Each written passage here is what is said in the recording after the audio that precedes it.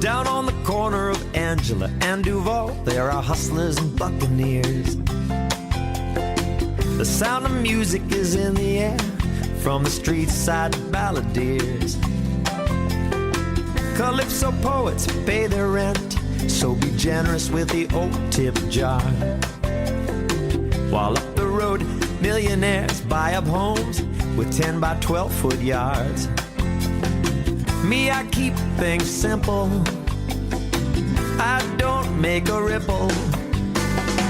Give me a Key West address, a tattooed waitress, and a fish that's bigger than the hole in my net. A good bottle of rum, a fine Cuban cigar. Life will take care of the rest. Give me a Key West address. Give me a Key West address. There goes Captain Outrageous and the Mango Doctor, Blowfish Ed and Surfer Jeff. We feed our families with the bounty of the sea. It don't get better than that. And we don't have a town drunk.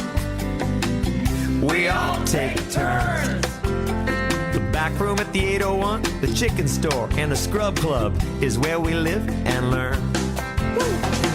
Give me a Key West address, a tattooed waitress, and a fish that's bigger than the hole in my net. A good bottle of rum, a fine Cuban cigar. Life will take care of the rest. Give me a Key West address. Give me a Key West address.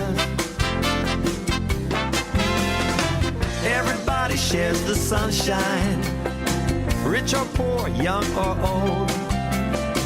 Everybody wants a good time. That's what we're all looking for. Oh yeah, uh-huh. And now we dance, baby. Oh yeah.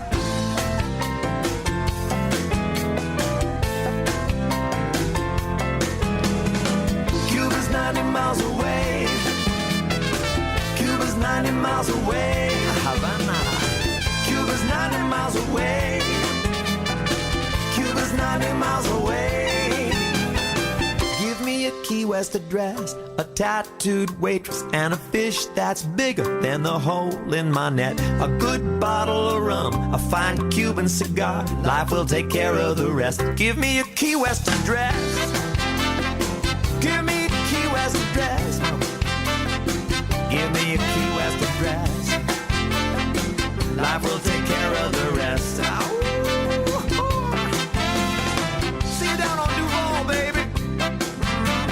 Selling t-shirts and cigars, beans and rice, fresh grouper on the grill, mahi-mahi. And the girls are dancing on the streets, and they're scootering round. Bicycles, sunshine, beauties, little sexies, rum, margaritas, turistas, perdida. That means I'm lost, baby. Where else can you be lost but Key West?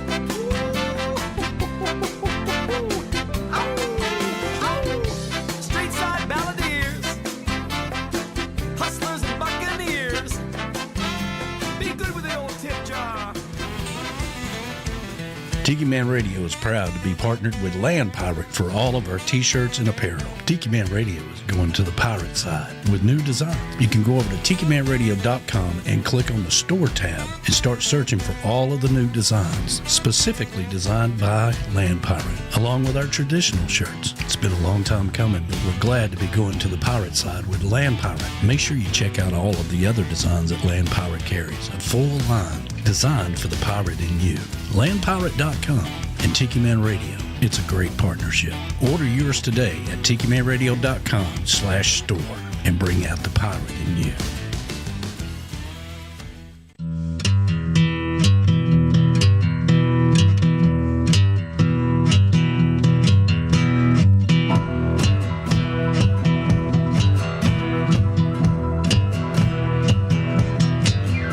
Your own personal Jesus, someone to hear your prayers, someone who cares. Your own personal Jesus. Someone to hear your prayers, someone who's there.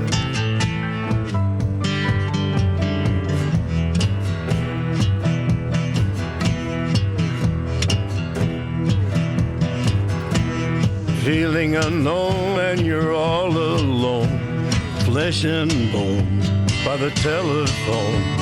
Lift up the receiver, I'll make you a believer. Take second best, put me to the test. Things on your chest, you need to confess. I will deliver, you know I'm a forgiver.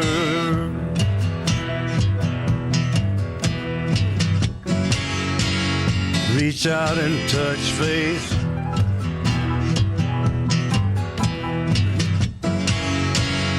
Reach out and touch faith. Your own personal Jesus. Someone to hear your prayers, someone who cares. Your own personal Jesus. Someone to hear your prayers, someone to care.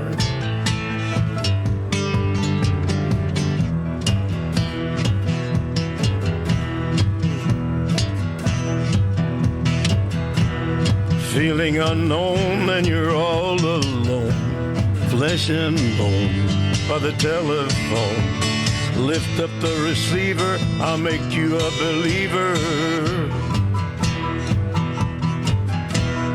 I will deliver, you know I'm a forgiver.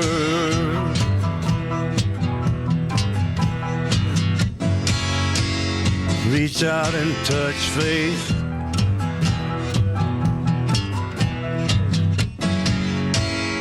Reach out and touch faith.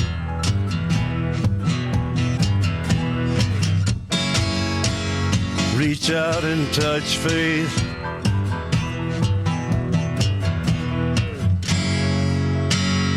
Reach out and touch faith.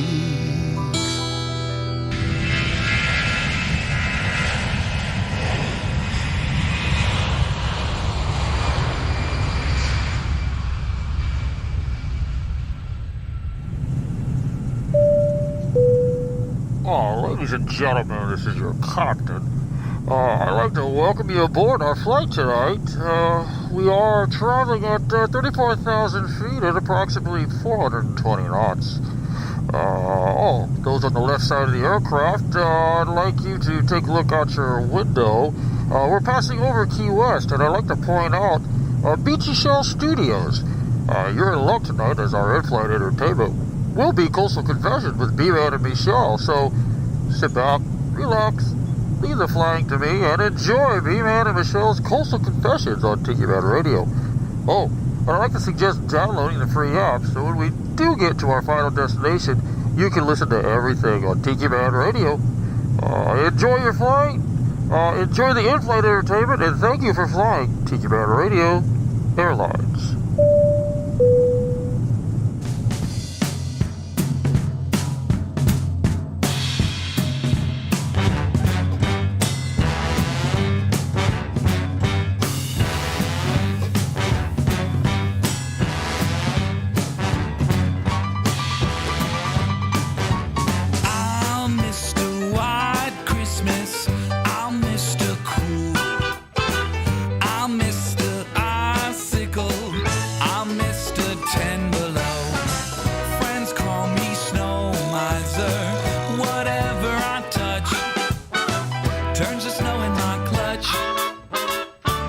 I'm too much.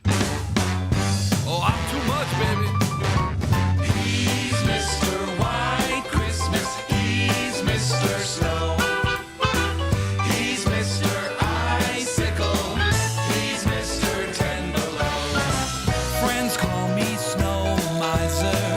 Whatever I touch turns to snow in my clutch. I'm too much. I never wanna know a day that's over 40 degrees. I'd rather have it 30, 20 than 5. Let it freeze. Ooh, it's cold in here, baby. It's much too cold in here for you now. Come on. He's Mr. White Christmas. He's Mr. Snow. He's Mr. Icicle. He's Mr. Ten Below.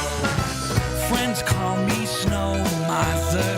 Whatever I touch turns the snow in my clutch. I'm too much. Ooh, I'm too much, baby. I'm much too much. Ooh.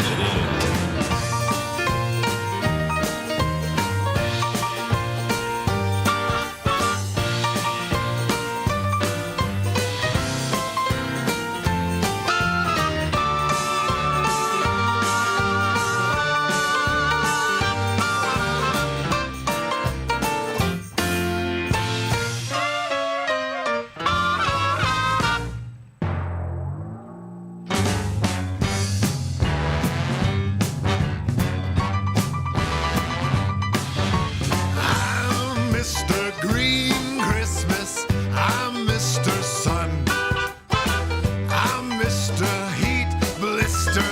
I'm Mr. 101. They call me Heat Miser. Whatever I touch starts to melt in my clutch. I'm too much. He's Mr. Heat Miser. He's Mr. Sun. He's Mr. Heat Blister. He's Mr. 101. They call me Heat Miser. Whatever I touch starts to melt in my clutch. He's too much. Thank you. I never want to know a day that's under 60 degrees. I'd rather have it 80, 90, 100 degrees. Oh, some like it hot, but I like it really hot. He's Mr. Heat Miser. He's Mr. Sun. He's Mr. Heat Blister. He's Mr. 101. They call me Heat Miser. Whatever I touch starts to melt in my clutch. I'm too much. Too much. Dude, don't be rude, dude. Christmas is for sharing. Share that wave with me. Don't cut me off, man. That's cool, dude.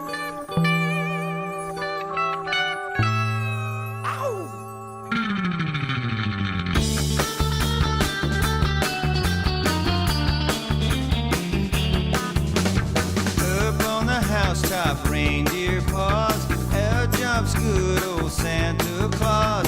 Down through the chimney with lots of toys. All for the little ones' Christmas joys.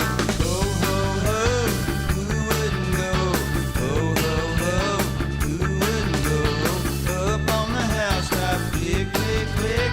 Down through the chimney with good Saint Nick. Tubular, dude. Hey, dig your jam. Hooray. Howdy. Richard.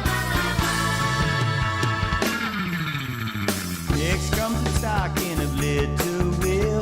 Oh, just see what a glorious fill. Here is a hammer and lots of tacks. Also a ball and a whip that crack. Oh, ho, ho, who wouldn't go?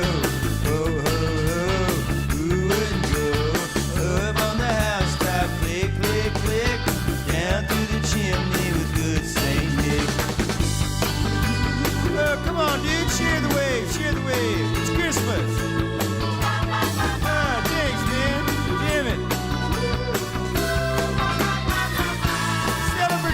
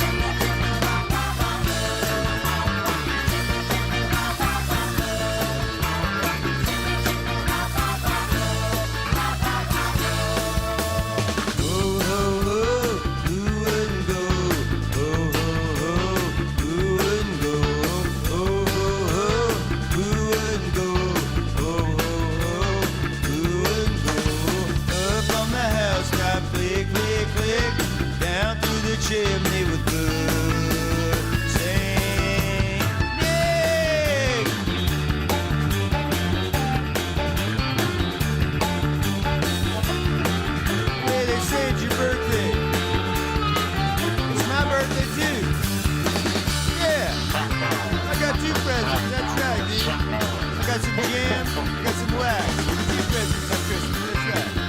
Bitchin', huh? Darling. Let's get the beat. Coming to you live from the Beechy Shell Studio in Key West, Florida. You're listening to Coastal Confessions with B-Man and Michelle. That's right. It's Coastal Confessions with B-Man and Michelle coming to you live from the Beechy Shell Hideaway, Beechy Shell Studios. Michelle's on her way in here, and we're just going to have a great time tonight. In the house, sitting in the seat on the end, is Miss Singer-Songwriter Tiffani Green. Hello, hello. Tiffani Green in the house. Let me hear you there real quick. Hey, hey, hey. Hey there. Ooh, I got to bring you down. What's up? Oh, I am loud. Yes, you are. And I don't know if anybody can see this shirt. I didn't know Tiki Man had that color in their sweatshirts. Yep. Wow, I don't That's a know nice, if you pretty can color. get them on the new T-shirt site. I've had this one for a few years, and Yeah, I I'll was tell you gonna why I say. bought it. Yeah, When you Mike have. got sick. No, that's very nice. AML, Peachy. the color for leukemia is orange. And this was okay. the closest. That's like a to peachy orange kinda, that yeah. they had was like a neon orange. That's so looking, that's why I that's bought looking it. good on you. I love that. So I just wanted to wear it for a minute. Now I'm hot, and I'm about to strip down. Maybe not on camera. wait a but minute. Let's get the chicka bow yow going on here. So brown chicken, brown cow. How's everybody doing? It's been a minute since I've seen you or talked to y'all. it has been a minute, and I'll tell you what. I'm going to turn this. I'll turn it on when we go back to music. I want to turn that one light on up there, but I didn't. But it's so good seeing you here. Let me adjust this camera just a little bit, just because I want to get Michelle more in there. There we Usually go. Michelle's over here and I'm there, so Well, we wanted you in that one. it's so. okay. Wherever you need me. I might do some sitting over in that corner there. Her and Mike might be sitting Right. there watching. Star Trek. Oh God. It's going to be you and me tearing It is it a up. Friday night. I mean, Star Trek is on. It is. Hey, that's your pizza cutter from Bob Smith. I love that pizza cutter. I love it. No. All right, I need to say hi to Donna Cummings, who said she might not be watching the beginning because they're going out to eat. Tiki Man himself is on tonight. Thank you, Tiki Man. We got Steve Brown. They're in Melbourne, Florida. They're on their way. They'll be at Sigsbee in the next few days, so that's kind of cool. We're going to be seeing them. Rich Malik, hey, from Cold, Ohio. What's Rich. up, Rich? It is so good seeing you. Teresa Pfeiffer is out there. Hello, Teresa. Happy Friday to you. Kathleen Brown is actually out there as well. Thank you, Kathleen.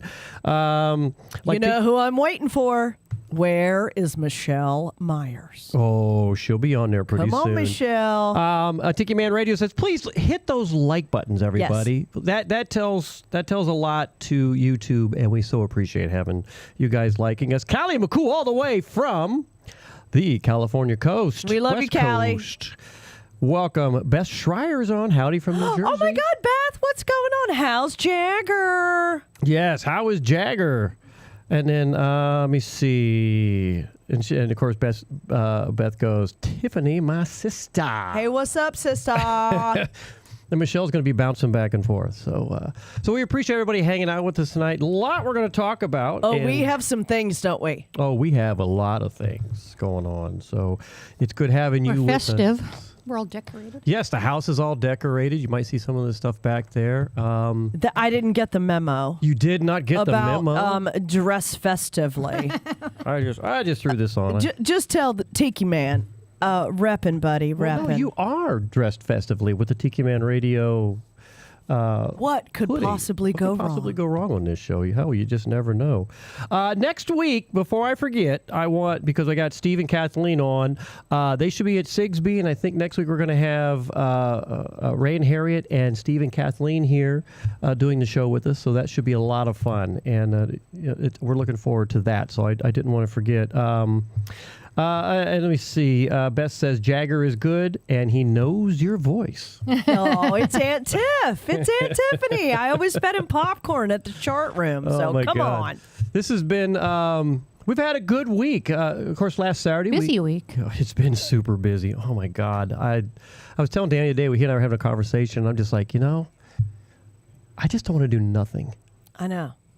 I just want to sit back and do freaking nothing. I wish I had more time because I've got a ton of things to get done. And But you're like me, Brian. You can't just do nothing. I cannot sit and do nothing. I know. But then I don't get anything done either. So how does that wait, what do the kids do? What is this? Well, you got your house cleaned. 6'7". 6'7". I did. I did get my house clean today. I can tell you 100% that's the first time I've ever been on radio or on record doing the 6'7" thing. I Looks don't like you're know. an old lady holding her boobs. 6'7". Sorry, Danny Lynn. Do not throw me off the TV radio thing. Hey, I have a question. What is this? What is the 6'7"? It doesn't really mean anything. Nobody knows. It's not supposed to mean anything. That's kind of the point. I know they were doing it on South Park, and I've seen some other things where I'm like, Between 6'7" and the Labubu.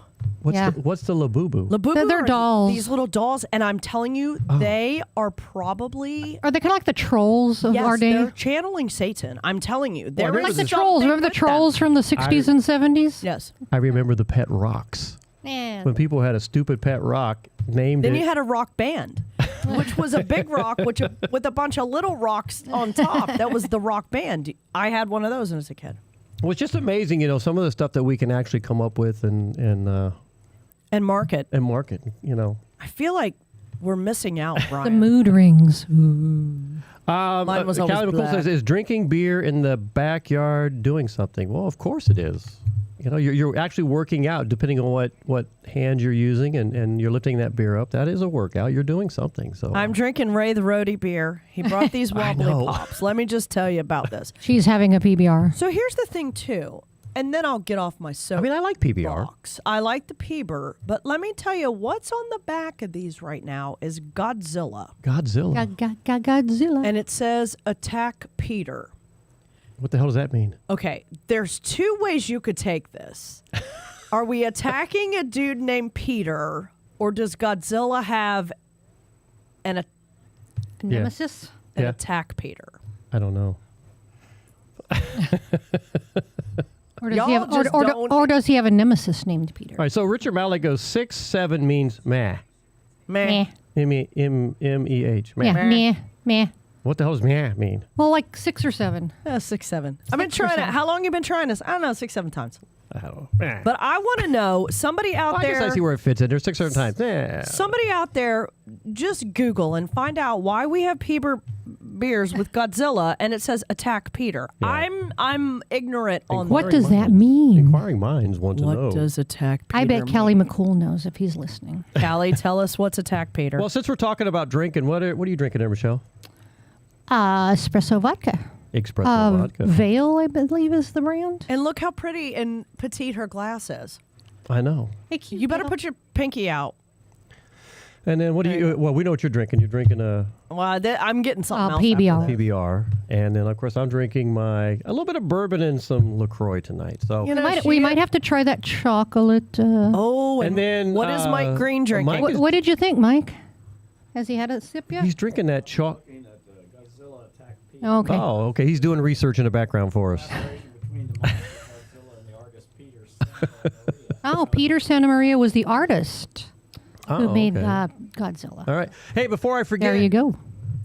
these cameras that you're watching us on YouTube are sponsored by the Southernmost Pint Brewpub, 522 Front Street, right here in Key West. I kind of feel like Romper Room. I can see Danny. I can see Teresa Pfeiffer. I can see.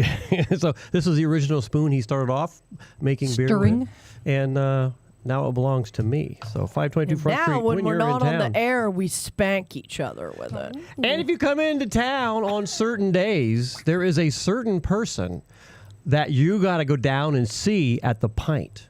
Who's working there And now? that person is none other than Tiffani Green, everybody. It's gonna be a Where's Thursday. where's You need my your little wah, clapper wah, thing? wah. I'm getting my clapper thing out. Well, first of all, wow. Yeah, she's going to be working down there at the Wow. Pint. And there you go.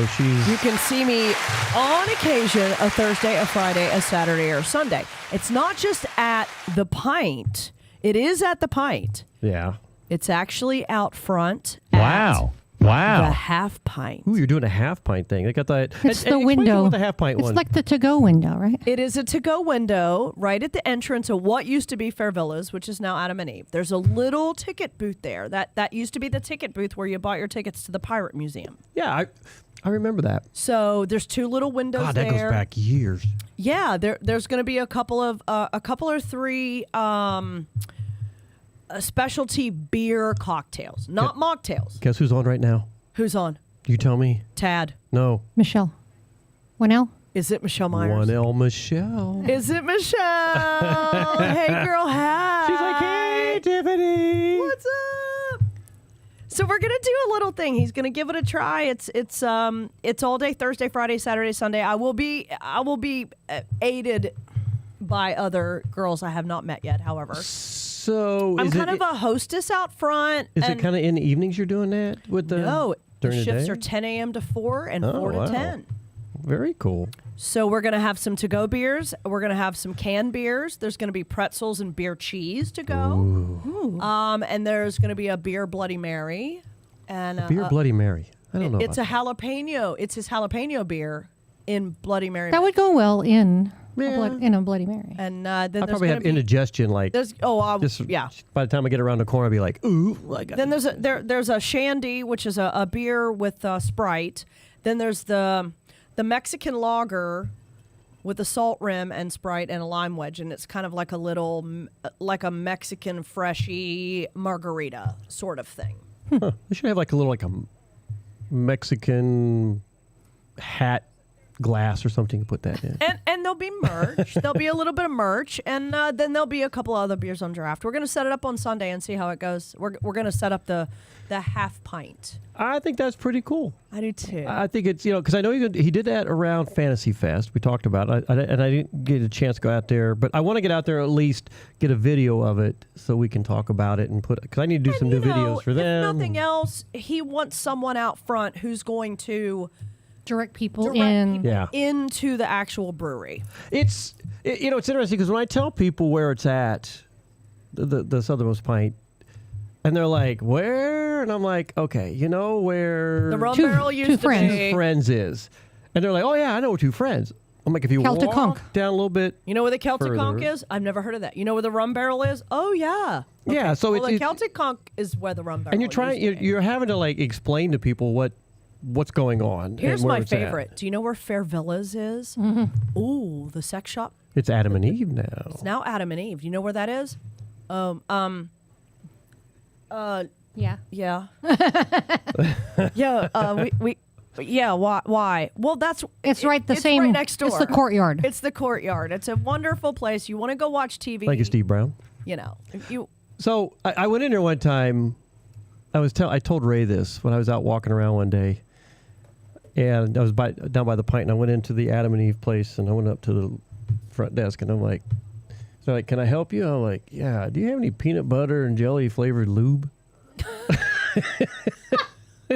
And the girl was like, what? I need something a little sweet and something a little nutty. I said, well, I'm looking for something different. And I'm like, hoping you have like some peanut butter and jelly flavored. Oh, my goodness. She's like, I don't think we have that, sir. And I'm Well, like, they would have at Fair Villa.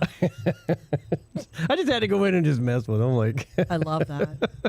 I just think it's going to be a really cool thing for Tad and Lindsay. They're working hard at the pint. The food is great. There's a happy hour now from 4 to 6. The other really cool thing I get to do at 4 o'clock every day is blow the conch. Get to blow the conch horn. I do. I get to conch on. Well, we used to do that, when we did our Tuesday on the Island show. And we're going to talk about that in just a little bit because I've had some people ask me about it. But, right as we ended at 4 o'clock, around the corner, Lindsay would come and she's like, like happy hour at the pint. That's great. No, we had a good time. Let me see. Callie McCool said the kids had a great interview with B-Dog yesterday. Will be in our next show, a tribute to Tropical Country. Oh, fantastic. Nice. How come they haven't interviewed me yet, Callie McCool? What the hell's up with that? Only kidding. Michelle Myers says, I know where all of those places are. Tim has just visited every place you mentioned. So there we go. That's cool. I'm loving it. And Michelle Myers says, you're looking amazing. Thanks. I'm gonna get rid of the hoodie here in a minute because it's really nice and warm in your house. I was freezing earlier, but then you can really see the transformation. Well, the cool thing is we have not, because the weather's been so awesome down here. We've had our mini split off for, I don't know, 4 or 5 days, I think. Yeah. What was today? High of 75? You know what? And I wore a long sleeve shirt all day, believe it or not. Very nice and breezy. I was sitting on the porch earlier and I looked over at Mike and I said, I'm kind of freezing right now. So Steve Brown goes, where is the kitty? Well, there's two over there. One is laying on the couch over there. That's William. And then Scotty has been under the weather. So just to bring everybody up to speed, Scotty has been diagnosed with kidney disease. And he's gotten skinny.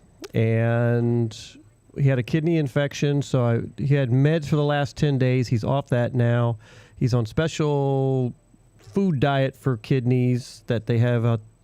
And then every 2 days I have to give him fluids from an IV bag to keep him hydrated. So does he sit and like hang out while they how does we that do work it. with a cat? We do it. We get a warm towel out of the dryer, set him on it, and then I scruff him up by his shoulders, and I stick the needle in, and then we watch the fluids. They did that to Mike too. I just forgot about the warm towel part. Yeah, he did. Yeah. Well, put me on a warm towel, I'm peeing. I guess the doctor didn't tell me we needed a warm towel. Yeah, so we've been doing that, and I mean, and believe it or not, there's a few nights I've slept on the couch out here just to kind of be next to him and let him sleep what we on do me for and our stuff. fur Yeah, I mean, our fur babies. he's my little buddy. I love my little guy. Fur fam.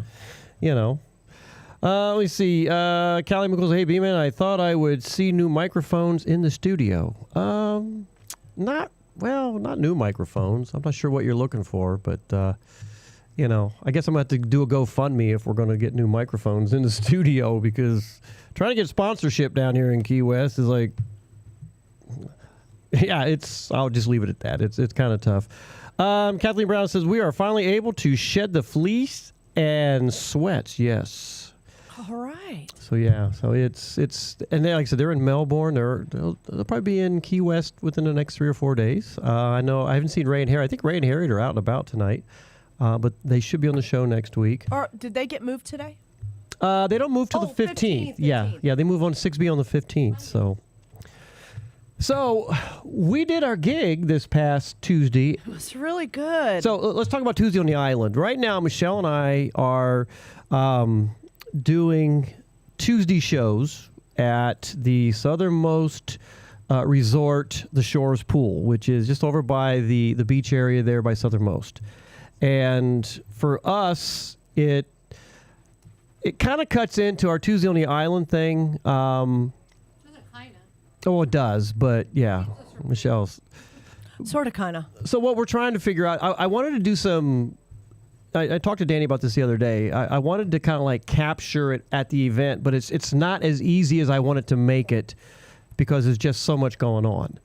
And so what we might do is either not do a Tuesday show until after we're done with this commitment and get back on track with the Tuesday shows, which, Danny was cool about. He's like, actually, that was his suggestion. He goes, why don't you just take time off from that and just do your thing there? The problem is we're playing to the corner of the pool.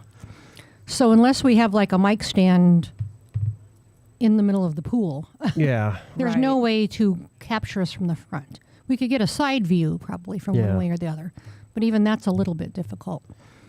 So you're not going to get the front of us playing to you. Yeah, it's a tough situation. And you use completely different mics, and you need either another computer or two, or an iPad. I have to take out there, and I don't want to do that. Capture that.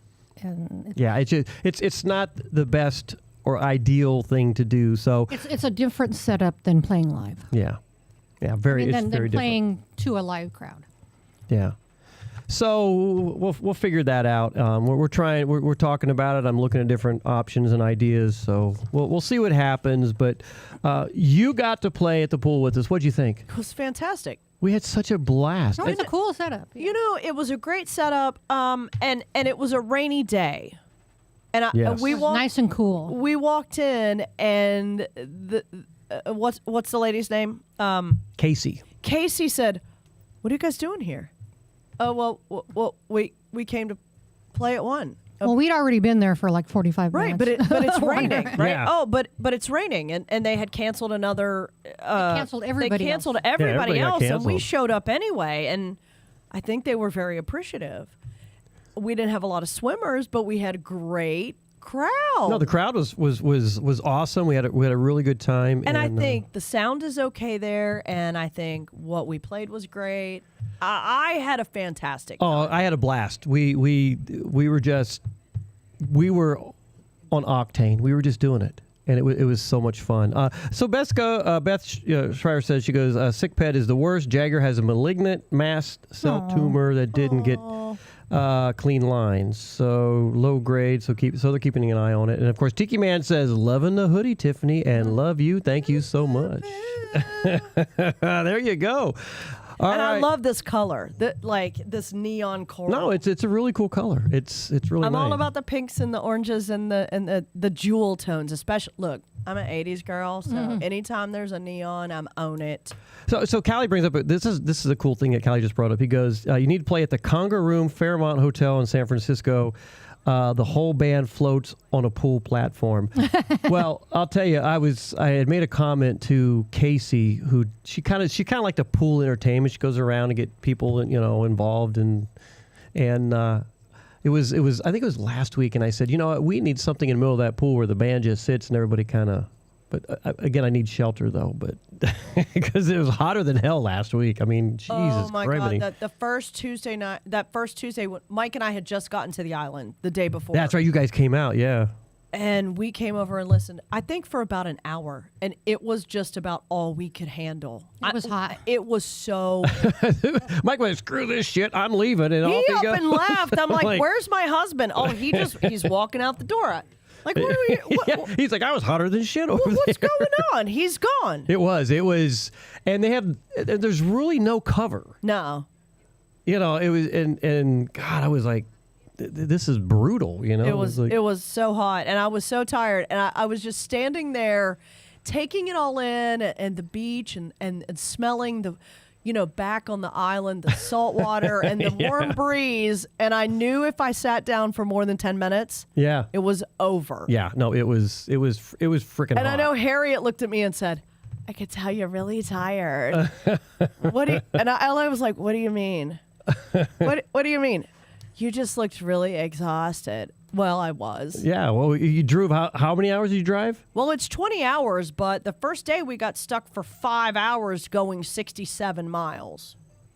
Jesus, Between 26 and Savannah, Georgia, it was bumper to bumper for 5 hours. Yeah, screw that. I don't want to go anywhere. I'm happy just to be right here, and I hate traveling during the holidays. Good thing for you is you're down here. You don't have to worry about it now. I know. It's the best. You're in place. So I want to get to some more music. We're going to come back. We're going to talk about a whole bunch of other stuff. Find out what you're doing, what's going on. Great. I'm so glad to finally be back. Thanks for having me on a Friday. We're glad to have you back. B-Man and Michelle's Coast Confessions on a Friday night at the Beechy Shell Hideaway, Beechy Shell Studios here in Key West. What's a show? What's a Christmas show? Because we are playing Christmas music now without having a little bit of Adam Sandler's Ding Dong Sleigh Bell song. You stepped up for me, Stone. I don't know if I could ever repay you. Well, you can help me with my dream. You got a dream? What is it? To have someone wish me a happy Hanukkah and feel as good as I used to when my dad would say it to me. Happy Hanukkah, Stone. Merry Christmas, Whitey. You know, Stone, if my imaginary wife and I ever have a son, I hope you'll consider him a brother. Thanks, Whitey. And I'll pretend I never heard you say that. Appreciate it.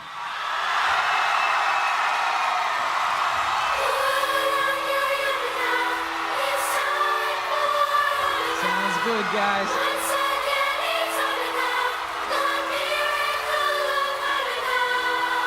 Give it up for the Dre Dells, everybody! Hanukkah is the festival of lights. One day of presents, hell no, we get 8 crazy nights. Oh, boy. But if you still feel like the only kid in town without a Christmas tree, I guess my first 2 songs didn't do it for you. So here comes number 3.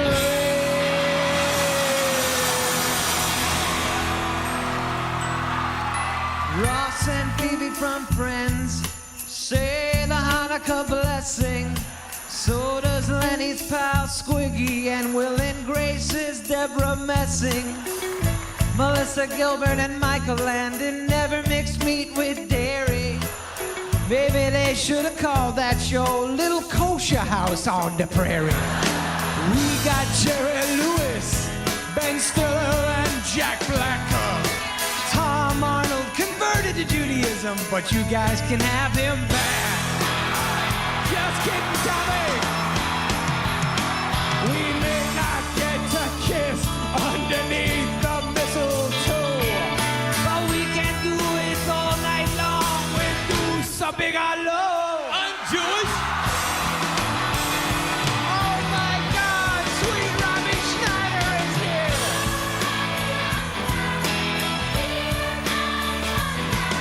The guy in Willie Nelson's band who plays harmonica celebrates Hanukkah. Oh, good job, Schneider. That's what I'm talking about. All right now. Osama bin Laden. Not a big fan of the Jews.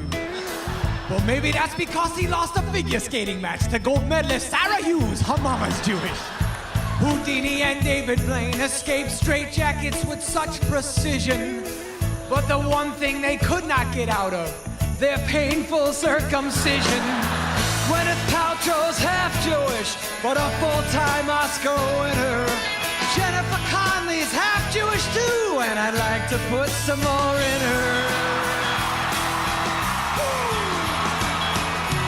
There's Lou Reed, Perry Farrell, Beck, and Paula Abdul. Joy Ramone invented punk rock music, but first came Hebrew school. Hey, Natalie Portmonica, it's time to celebrate Hanukkah. I hope I get an Abtronica on this joyful toy for Hanukkah. So get a high Kalanika and soil your long Johnnicas. If you really, really wanna come, have a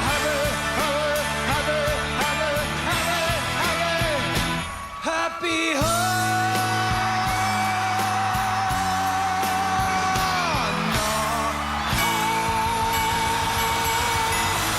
Buckle up for safety, everybody! Good night!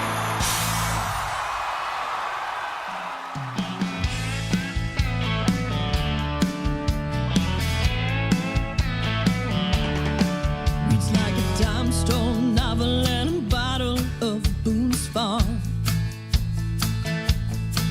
Oh, page by page he woos her with his charm. Well, she wants to wear his class ring on a chain.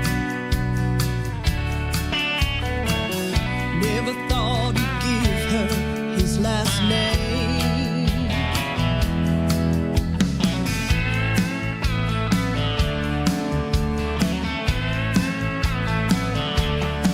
Well, it was Vegas all bust and top down in his car. And he's taking the small town girl to places so far. Well, she called her family from the airport in LA. Said, don't you worry about me, mama, I'll be okay.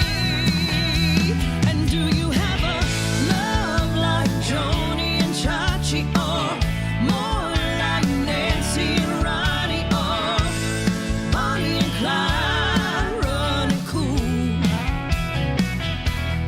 Is it real fancy like the Prince and Miss Kelly, or Technicolor like Barney and Betty, or singing about love like Johnny and June? I don't care what they got, 'cause I got you.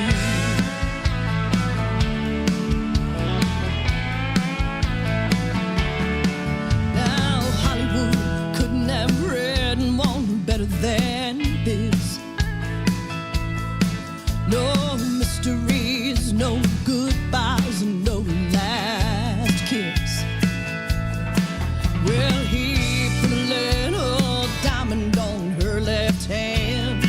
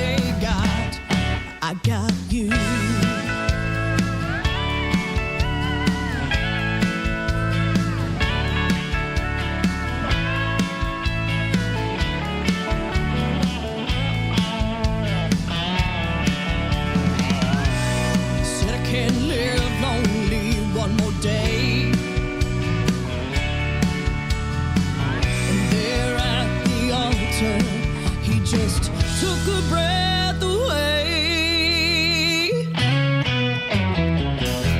But do you have a love like Joni and Chachi, or more like Nancy and Ronnie, or Bonnie and Clyde running cool? Is it real fancy like that Prince and Miss Kelly, or Technicolor like Barney and Betty, or singing about love like Johnny and June? Yeah, I don't care what they got, 'cause I got you. I got you, yeah, yeah.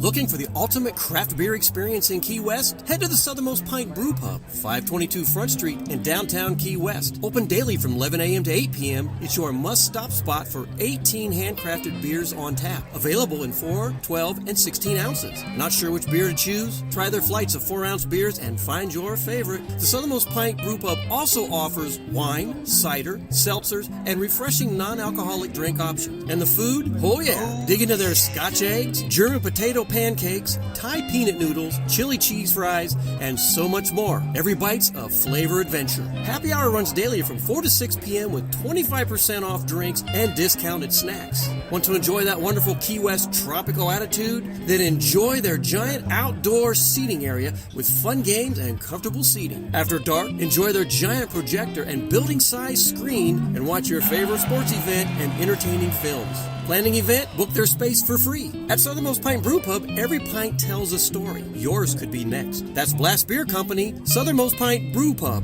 522 Front Street here in Key West. Open daily 11 a.m. to 8 p.m. Blast Beer Company, around since 1992, making beer one barrel at a time.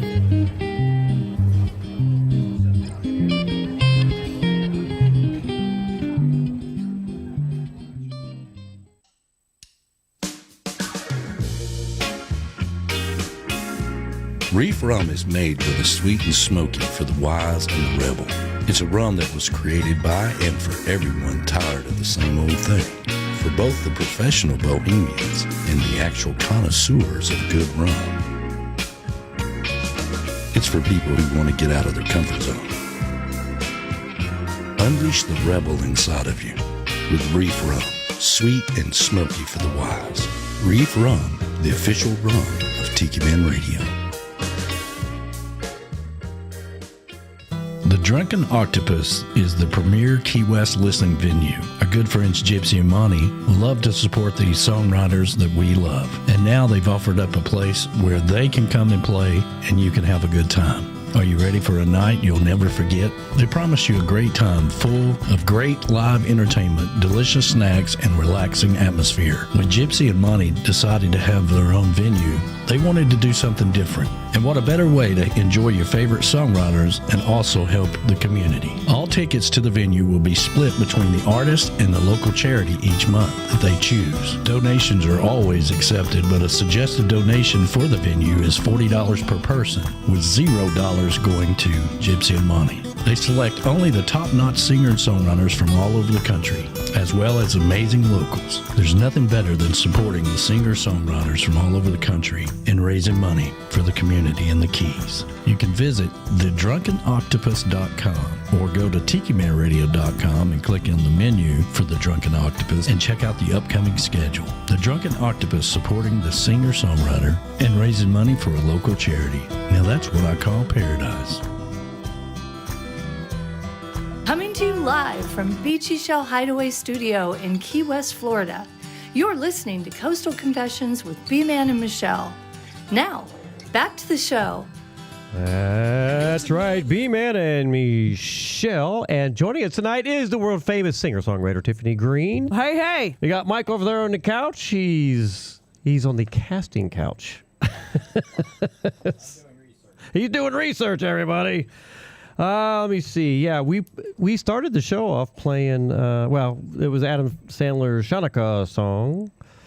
And then Joni and Chachi. I heard that before. Oh, my God. I've heard that song. It's kind of cute. You know, it was fun this past week. Sorry, I'm putting down a piece of pizza. I'm trying not to chew on camera. Is that pizza freaking awesome? Publix, 2 for $10. I wish I would have known before I did my Instacart today, because that, oh my God, that right there is about the best in the oven frozen pizza I've ever eaten in my life. I was not sure about it, because when I pulled out of the container, I'm like, ew, all right, this looks different. I don't know about this. And then I put a little extra cheese on it and slid it in the oven. It is. I'm not kidding. It's very good. I was like, very good. Yeah, that was damn good. Very good. Damn good. Hey, Ray and Harriet's out there. Thank you for joining the show, everybody. They'll be on next week, hanging out with us, having a good time, and along with Steve and Kathleen Brown. They're going to be hanging out with us too. Yeah, we'll be listening. Oh my gosh, this is what we end up getting tonight: Home Run In. Chicago's Home Run In. Okay, so if you have a Publix, get that pizza. Yeah, this was got the sausage and uncured pepperoni. What does it mean by uncured? It doesn't have any extra sugar on it. No extra sugar. But no, this, oh my God, this was really good. Mike and I have started buying uncured bacon. It's smoked, but it's not sugar cured. It's supposed to be better for you. Oh. But better for you just means you have 5 slices instead of 3. Oh, I want to tell you who has graced the viewing tonight. Wait. For Tiki Man Radio on YouTube. Maureen. Mo is with us tonight. Mo! Normally you're at a game or out doing something Mo, else. How are you? So thanks for joining us. Let's have a Cheers. let's have a simultaneous sip. Ready? Cheers. I had to throw that in there.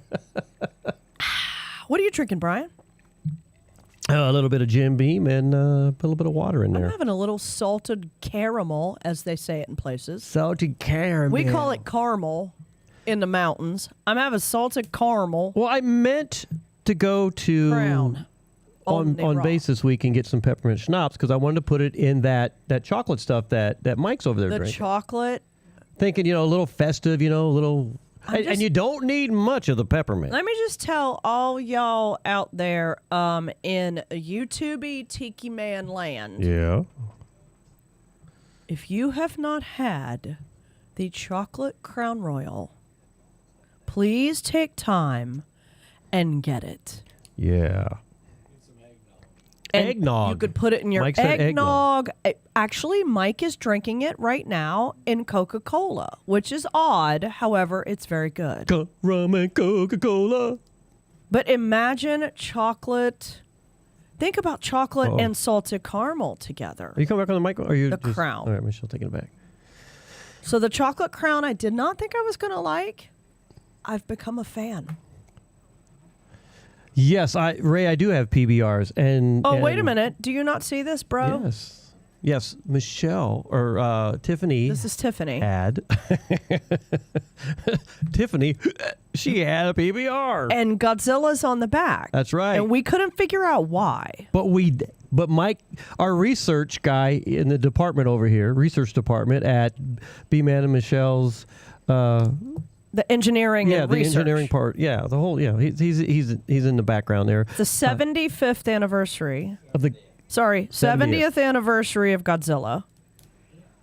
And Peter Gazzania? Oh, sorry. This guy Peter he's the one that Peter Santamaria. Is he Japanese? That's the question. Was he Japanese? Well, we don't know, but that's who did the can. That's who designed the can. Or was he, I'm turning Japanese?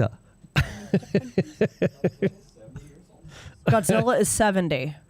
Oh, let me see. Michelle. When they talk about having lizard skin when you get older? Yeah. Well, Godzilla is 70. So Michelle Meyer says, is actually that good? I couldn't decide Crown chocolate would be good. Yeah. So Michelle Myers would. Okay, Michelle, even if you can get maybe the little bottle, I don't know if they have the little ones in the chocolate, but I can tell you 100% it is worth the investment. And Callie's like, he likes chocolate martinis. I do too. I don't have them that often, but here lately, Michelle has been on a espresso martini kick. Yeah. Yeah, she's been on that kick. You know my problem with like when you go out maybe to Virgilio's or somewhere and you get an espresso martini, it's or Martin's. It's actually Martin's. That's a good made spot. with espresso. Yeah. My problem is being so drunk and so wide awake at the same time. You know, this is my weirdness. He has no answer for that.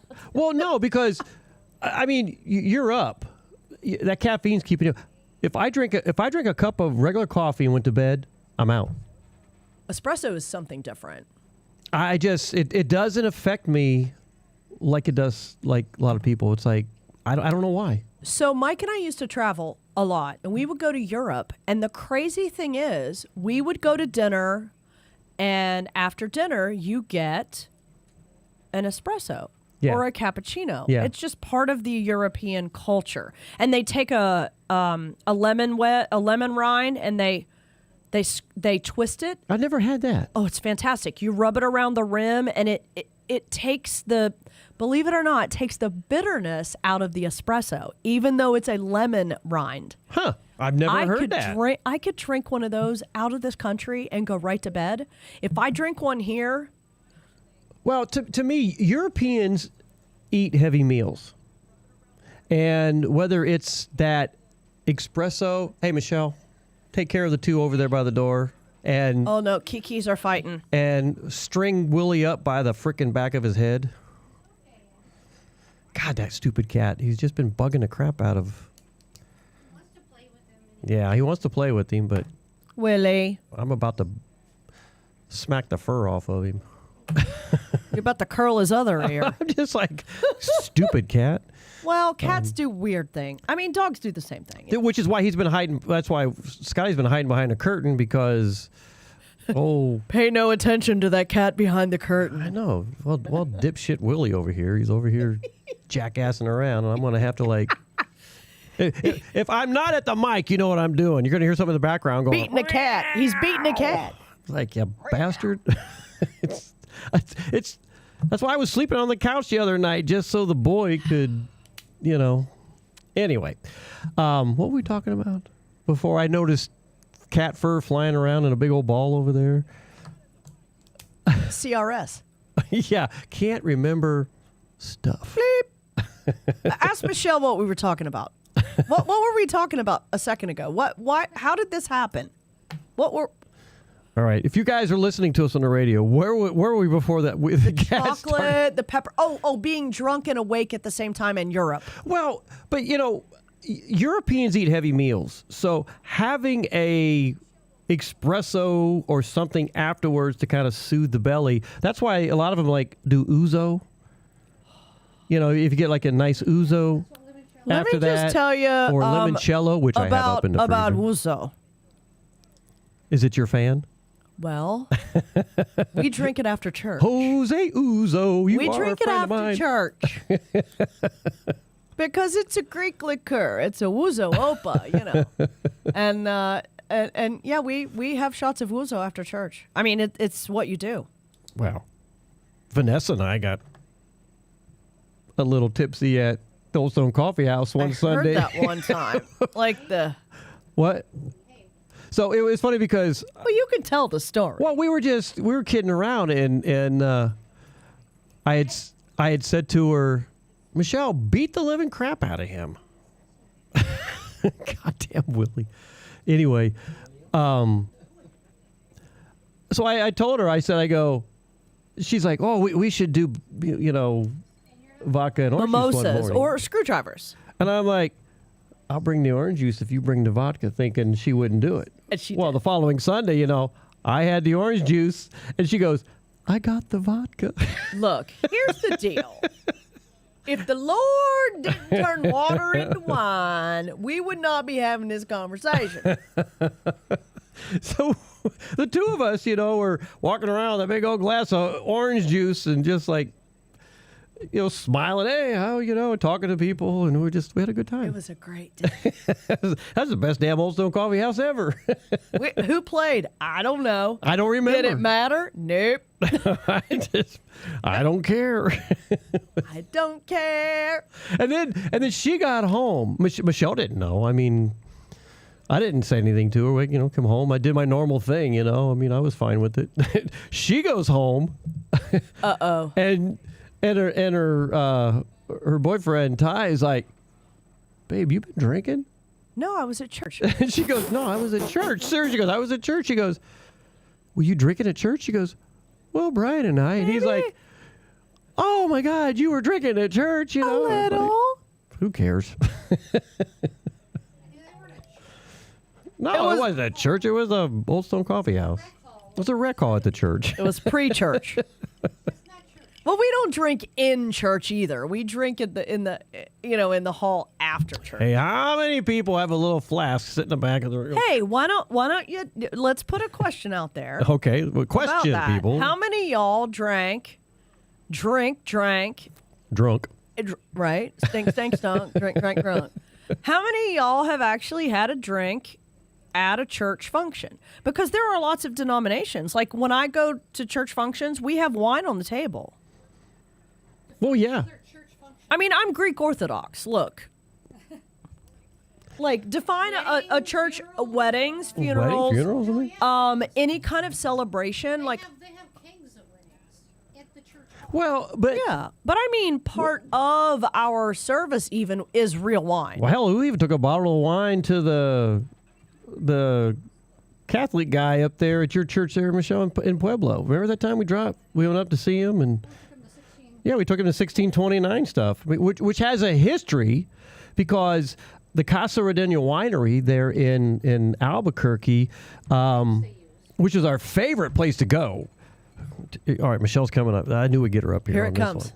Go ahead. The grapes they use there at Casa Rodena for their 1629 are from the grapes that the original Spanish monks used to make wine. Back in 1629. And it was the first ones that were officially authorized by the Catholic Church to make sacramental wine in the New World. Very cool. Way better than the Manischewitz. Yeah, and that's why we like that winery. I mean, the history of it and everything. I like that kind of story. I really like that kind of stuff. And so we were. Has anyone responded? Do they drink at church? Sort of. Callie McCool. I knew Callie would jump in here. I've been known to drink a little before church, for sure after church. Hey, here's what I think. If you drink before church, you put more money in the plate. Because when we go to hear each other play. Well, wait a minute. But wait, when you've been drinking and you go to hear your favorite musician like B-Man and Michelle play, you probably going to slip a little more money in the tip jar because you get a little looser with the cash. We never ever put a tip jar out at Old Stone Coffee House. You didn't? We never have. You know what? I don't think I did either. You didn't either. I didn't. But I've seen other musicians. Wasn't there a little basket for a free will offering kind of thing? But that never went to me. No, that was for the church. But do other musicians actually put them out there? Oh, yeah. Oh. Erickson Holt would put one out there. I mean, I think the Lord likes tithing as long as you give 10%. I have no problem with it. I just never thought about it. And, quite honestly, I figured, I'm... So here's my question. For an hour and a half of playing, and I'm making $125. I get it. That's not bad. I know. So here's a good question too. We're going to talk about this not real religion thing. We're going to talk about this. The Lord wants you to give 10%.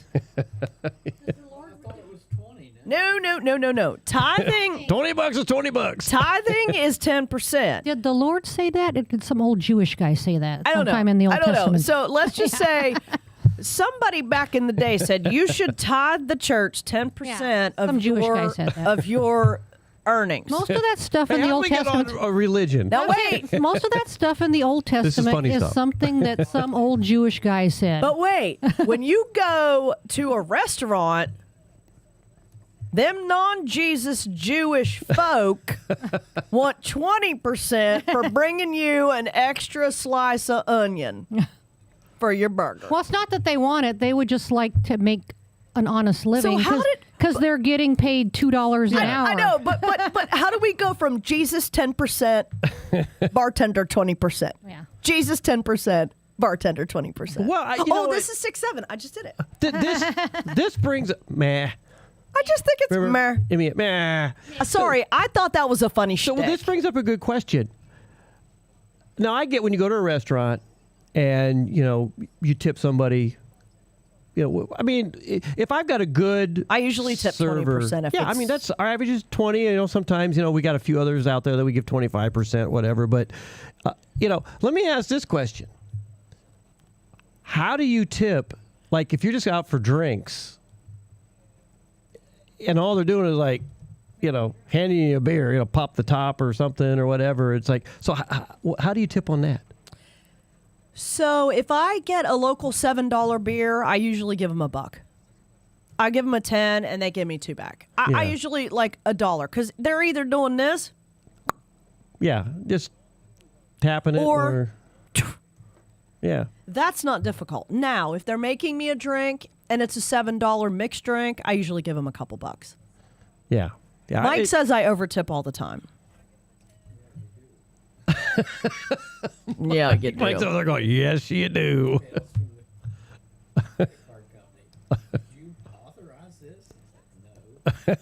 Mike gets messages from our credit cards that said, "Did you mean to leave a 67% tip?" Well, when the meal was $10 and okay, so it should have been 30. I give them 15, and all of a sudden they're like,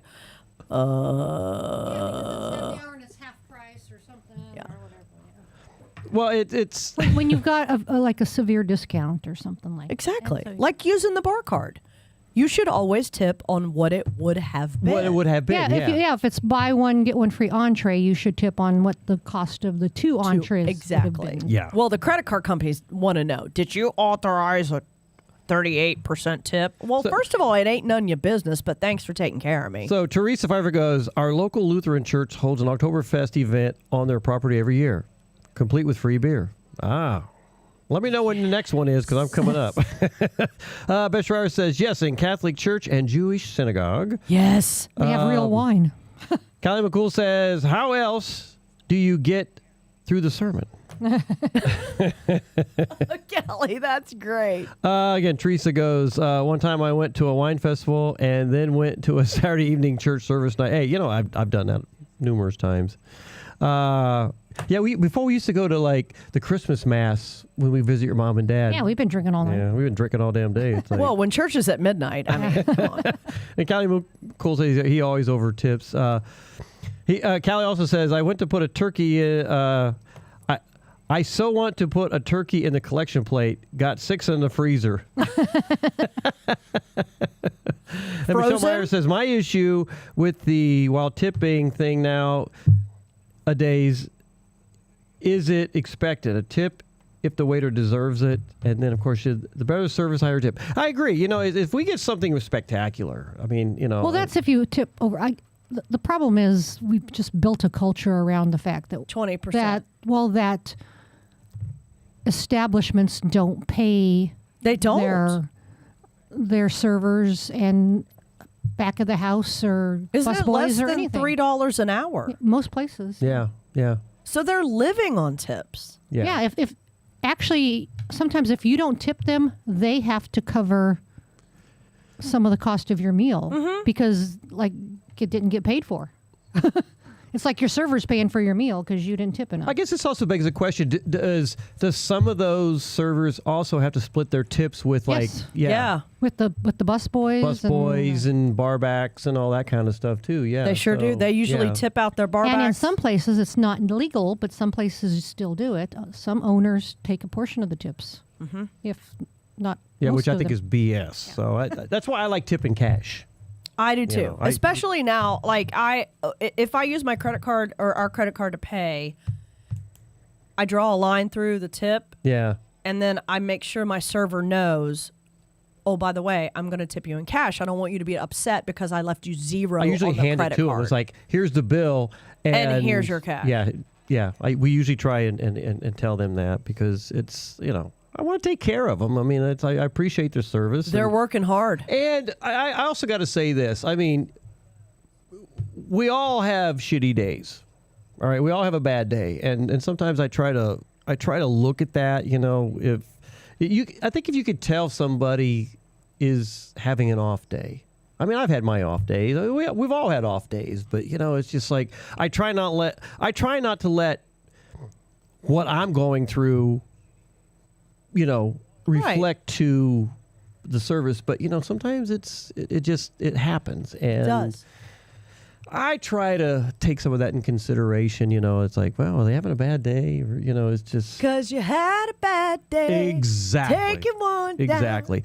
Look, I want to get some more music. We're going to come back and rock talk. And roll. We want to find out more what's going on with you. Because when was the last time you were here? It's been over a year and a half? It would have been February or maybe June of 2024. Yeah, it's been a while. Yeah, we had some challenges, but we're back. We're back. And it's so good having you back. I love having you and Mike on the island. I mean, it's like family is home. And see, Kathleen says, and if you put the tip on a credit card, they lose 3%. Sometimes. Yeah. If the establishment is charging a service fee to use your credit card, absolutely. And then, here's one. Michelle Meyer goes, why should I tip if I walk up to the counter and order the food like Starbucks? Why should I tip? My tip for things like that is be happy and have it. Yeah. It's... And I'm not tipping at the McDonald's window either. Yeah. Like, there's a new thing. If you use the app, if you use your... Callie McCool goes, I got tips as a dishwasher. First job in school. Think the waitress had the hots for me. Oh, the stories I could tell. So anyway, hey, in the meantime, we're going to get to some more music here. You played this song the other day. You played a lot. We wanted you to play a lot of songs. It was so fun having you with us because you're just like, just play songs, and you accented us.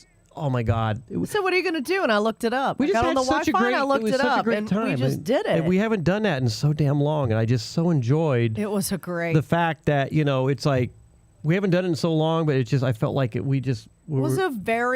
me, it was a very refreshing afternoon. Yes, and so this is Front Porch Live. Oh, Lord have mercy. From when we were at 104.9 and I had you in the studio. That might have been the very first night I drank a blast beer from the Southernmost Pint. It might be. So we got this one running into a Christmas song with Robert Earl Keen. Merry Christmas from the family, everybody. And then we'll be back to talk more stuff. This is a strangely Key West song written on my front porch, aptly named a front porch. We had a friend of ours come stay with us, and he was leaning on the post to the front porch, and I said, Gary, what are you doing? He said, he's drinking his coffee, and he said, I'm just sitting here watching the world go by. And again, the song wrote itself. It goes something like this. Well, I'm sitting on the front porch watching the world go by. I'm sitting on the front porch watching the world go by. I'll be sitting right here till the moon hangs in the sky. Gonna play my ukulele for them folks down on the street. Gonna play my ukulele for them folks down on the street. They put a buck in my bucket and never miss a beat. Now we take a little break, find me a beer, and a couple minutes later I'll be sitting right here. The telephone's ringing, I don't care to talk, I'll be back soon, maybe go for a walk. Now the sun is setting down on Mallory Square. That sun is setting down on Mallory Square. Time for a lime margarita and a dose of salty air. And this is where somebody comes in and plays.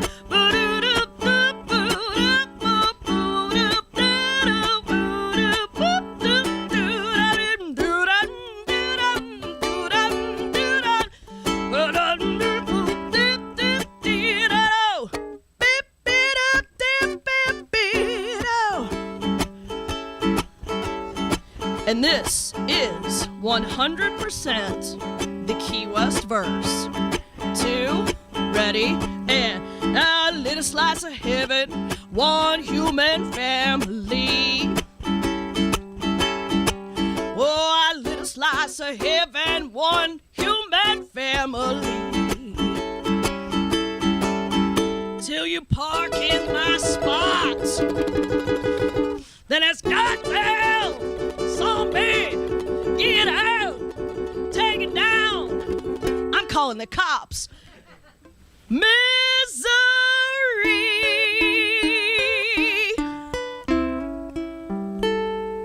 Woohoo! Yeah. Woo.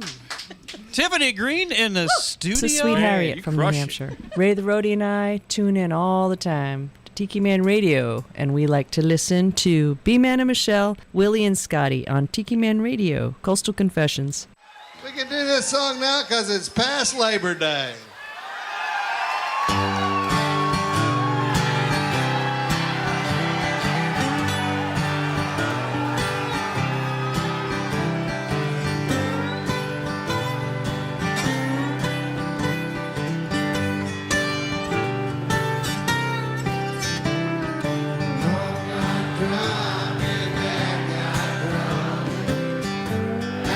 Christmas party.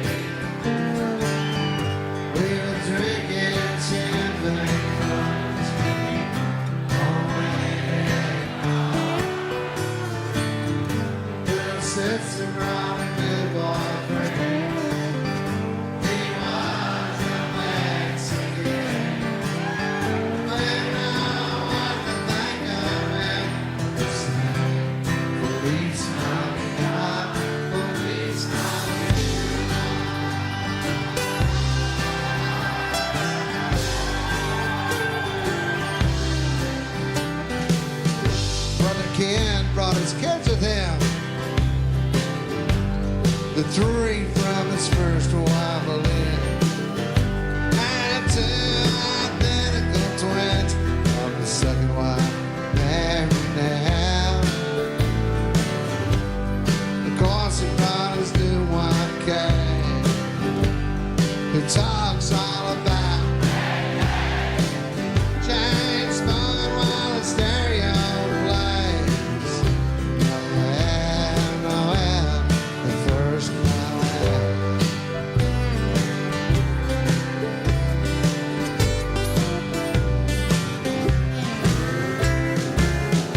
Caught the turkey, turned the bong on. Mixed margaritas when the eggnog's gone. Send somebody to the quack quack store. We need some ice and an extension cord. A can of peanut butter, some night rides. A box of tampons, some water. Hallelujah, everybody say cheese. Merry Christmas from the band.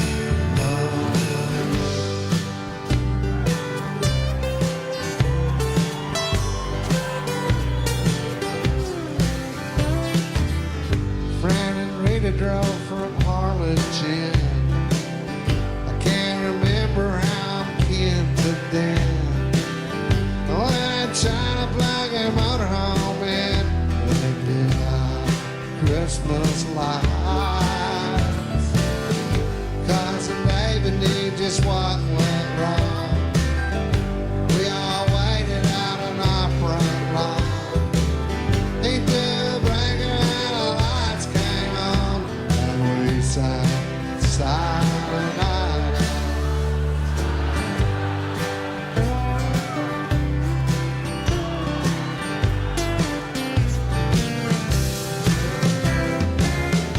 Bought the turkey, turned the ball game on, make Bloody Marys.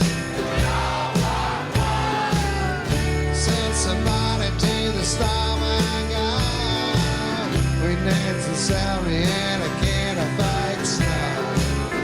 A bag of lemons and some white Sprites. A box of tampons, some Salem Lights. Hallelujah, surface from the ground.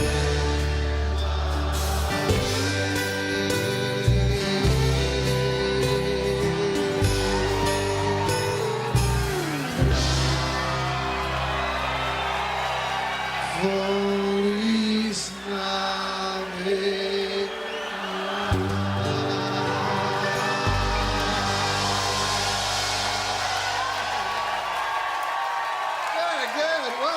singers we have here in Helotes, Texas. Flores Country Store. The world's best Tiki Man Radio singers is are very right here at proud Flores to be Country Store. invited to the 14th Annual Music on the Bay 2026, February the 25th through March the 1st. This will be the first time that Tiki Man Radio will be broadcasting live from Music on the Bay. B-Man and Michelle will be there. Tim and Michelle Myers will be there, along with Mo and others, coming together in Tampa Bay at Whiskey Joe's for a great cause, raising money for the Shriners Children's Hospital. Registration is now open. You can go over to TikiManRadio.com and click on the banner and sign up today. We'll see you in Tampa Bay for the 14th Annual Music on the Bay with Tiki Man Radio at Whiskey Joe's. Stop by the Tiki Man Radio tent and say hi, and we'll see you on the radio. Tired? Hungover? Or just need a boost? Rehydrate, recover, and relax at IV hydration stations in Key West. Whether you're curing a hangover, supercharging your immune system, or enhancing your performance, they've got the perfect IV therapy for you. Choose your vibe. Kick back in their people-watching window seats with a loved one or a friend, or just unwind in serene privacy with soft lighting and lavender eye pillows. IV Hydration Station offers hangover relief and prevention, immune boosts and energy lifts, athletic recovery and beauty enhancers, skinny shots, semaglutide, anti-aging, and so much more. Their emergency-trained nurses will customize your treatment for maximum results. Visit one of their 2 locations in Key West, 328 Simonton Street and 1200 White Street. Call 305-509-0919 to book your appointment or just walk in. IV Hydration Stations. Rehydrate, recover, and relax.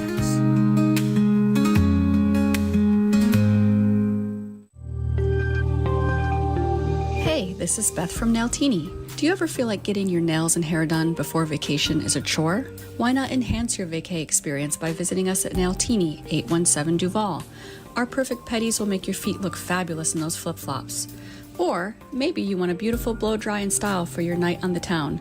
Men's haircuts, facials, and waxing? We do that too. We live up to our name and serve you a martini or a drink of your choice during your service.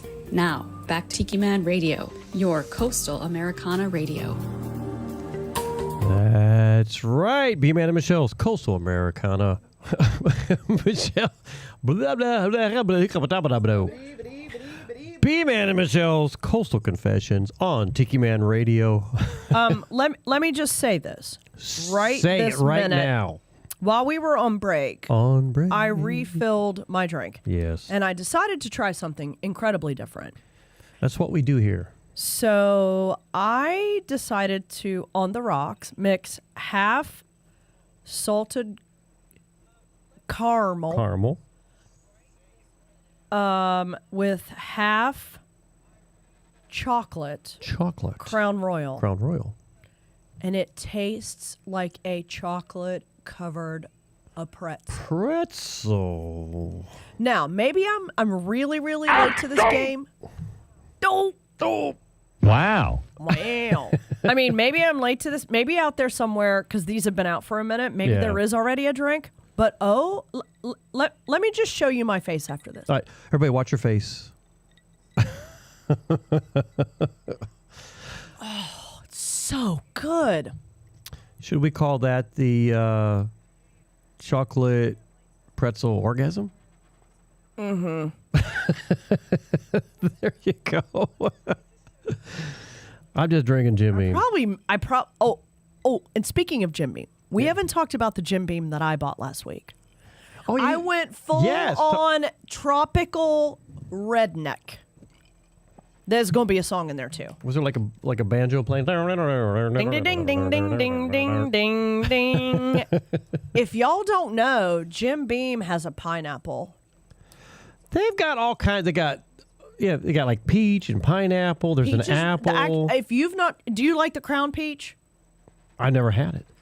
Okay, well, then I can't tell you. You would love the Gem Peach. The Gem Peach is better than the Crown Peach, but the pineapple is something you've never experienced. You know what that would be good in? A pineapple upside down cake. All right, well, Put get a on little that. bit of Jim Get on Beam that. pie. Yeah. All right. I'm going to have to do that. So this salted caramel Crown, salted caramel, half and half with the chocolate, is really it's very good. I may have to on the next break do a little mix just to taste it to see what it tastes like over there. You could put your ginger water in it and made it like a ginger? gingerbread. Yeah, I can see that. Okay, sorry, I just had to say that. Well, no, I think it's cool. It's like I like trying or experimenting and doing different things, and That's incredibly good. Callie McCool was like, he said he loved the 104.9 the X. Wish it was still there. Well, it still is, but we're just not on there anymore. We're on Tiki Man Radio. Now, I used to simulcast when I did 104.9. I had the idea of how can I simulcast both. Right. And it was just a USB cord that made it happen. One little plug.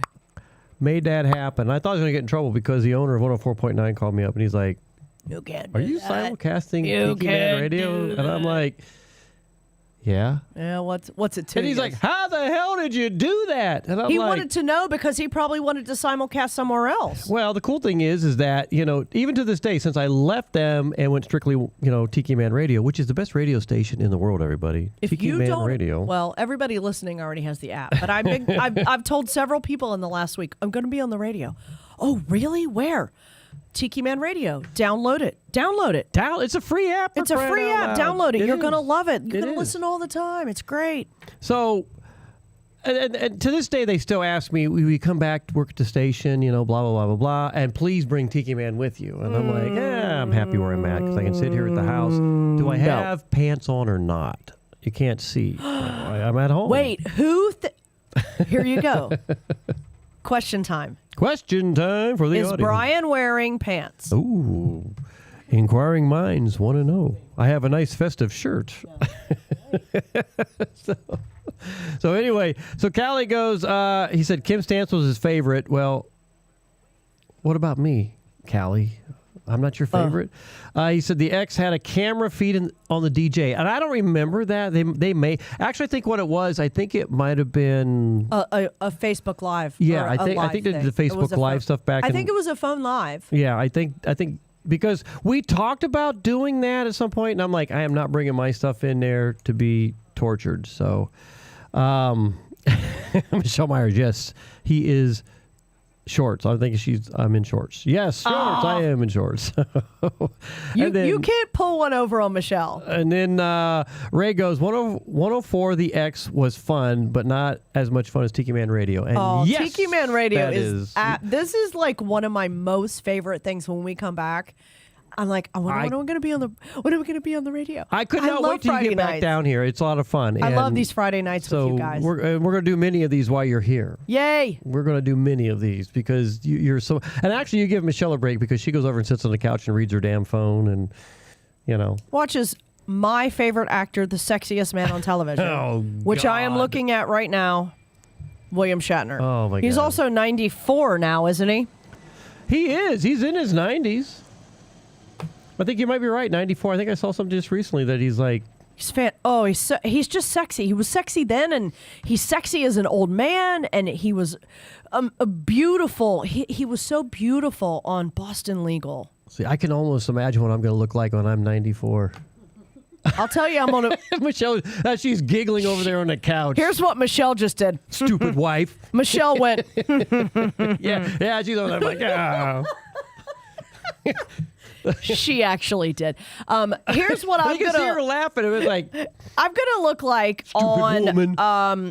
At 94. There's a little vase right over there that's really cute from New Mexico. Yeah. That's gonna be me at 94 because I'm gonna be in a little container. I can almost guarantee it. Yeah. I have no clue how much longer I'll last in life, but I'll tell you what. Michelle, she'll be around. She'll be like 120. So do all the shows go off the rails like we do, or is it just when I'm here? No, it goes in so many different directions, Yeah, we get a guess. It depends on what direction we're going to go, but we have fun Well, with you it. never know. I'm like a box of chocolates. Michelle Meyer said, Michelle, Tim is watching Star Trek right now. Yeah, there you go. Oh, my God. We're ruining people. I think it's really cool, though. So we've now made it a habit for the listeners to watch Star Trek and listen at the same time. Well, the funny thing is, like, there are nights I'm doing the show just me and her. And she's sitting where you're sitting. And you're trying to muddle through 2 hours. And I'm like, yada, yada, yada, blah, blah, blah. And I look at Michelle and I'm like, are you with me tonight? And she's like, what? How are you? Star Trek.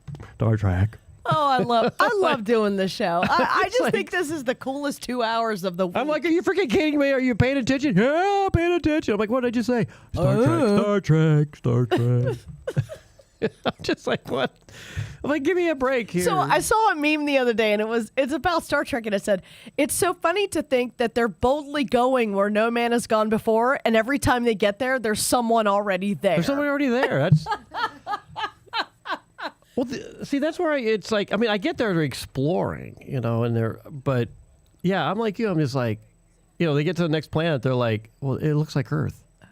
Yeah, with hot women in like right now, she's actually wearing pants that are a little bit popular again. That's what gets me.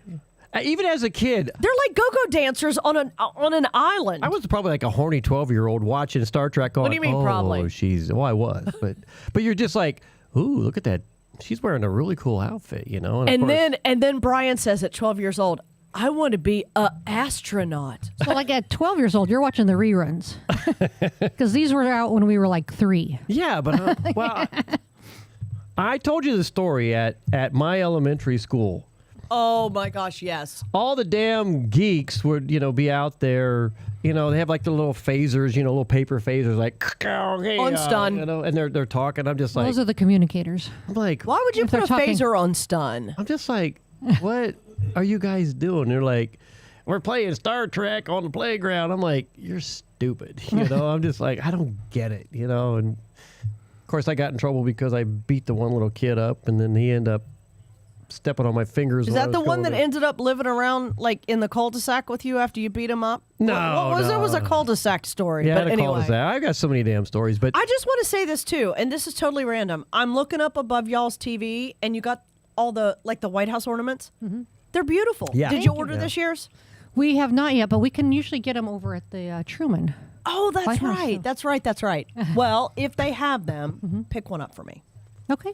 Yeah. You're allowed to do that, right? You can go over there too and just buy one. Yeah, you can go over there. I can? So the little White House? Oh, I thought you meant on base. Oh, no. No. No, they don't have them on base. We go The Truman Little White House. Yeah. Oh, okay, cool. Yeah, they usually have the last several years if they're all in. Yeah. Okay. Yeah. Sorry, that was just an aside because I'm over here looking. Because we were going to get one for Cece, but we didn't yet. You should start. You know what? Is this Cece's first Christmas or second? Second. But we could probably get last year's. What have you done for her? Did you start a tradition from you guys for her? Not specifically yet. Not really yet. I buy her a lot of Lily. Yeah, the tradition is Lily. If there's any tradition, it's like this is the best damn dressed kid on the Lily island. and Walmart. Yeah. Yeah. I just wondered. So not that I was a child, but when I was married the first time, my ex-mother-in-law, of course she's since passed, but every year she got us these blue and white commemorative plates. Okay. And we just thought about it this year, I just starting thought, the White House Christmas. You know how thing. cool that was that I have those 12 plates, and I've used them.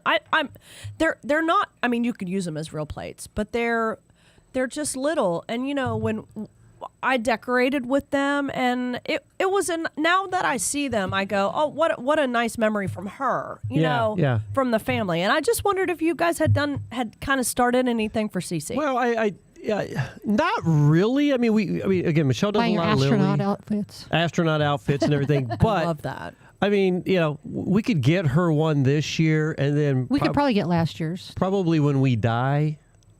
She's getting all this. Give her the entire collection, put that in the will, this goes to our goddaughter. I don't think you've had that up there before. No, it used to be in the kitchen over there. Okay. So this year we decided to move the White House collection where it's at now. And I know people can't see it, what we've got, but it's like on a string of imitation cranberry. Yeah. It's like a cranberry. So we have what is really cool is the White House comes up every year with their White House ornament collection.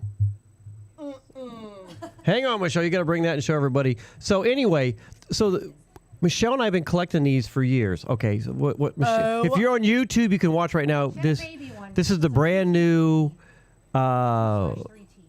astronaut uniform that we got for Cece, because as she's growing out of a lot of her stuff. So we just got her a brand new astronaut uniform.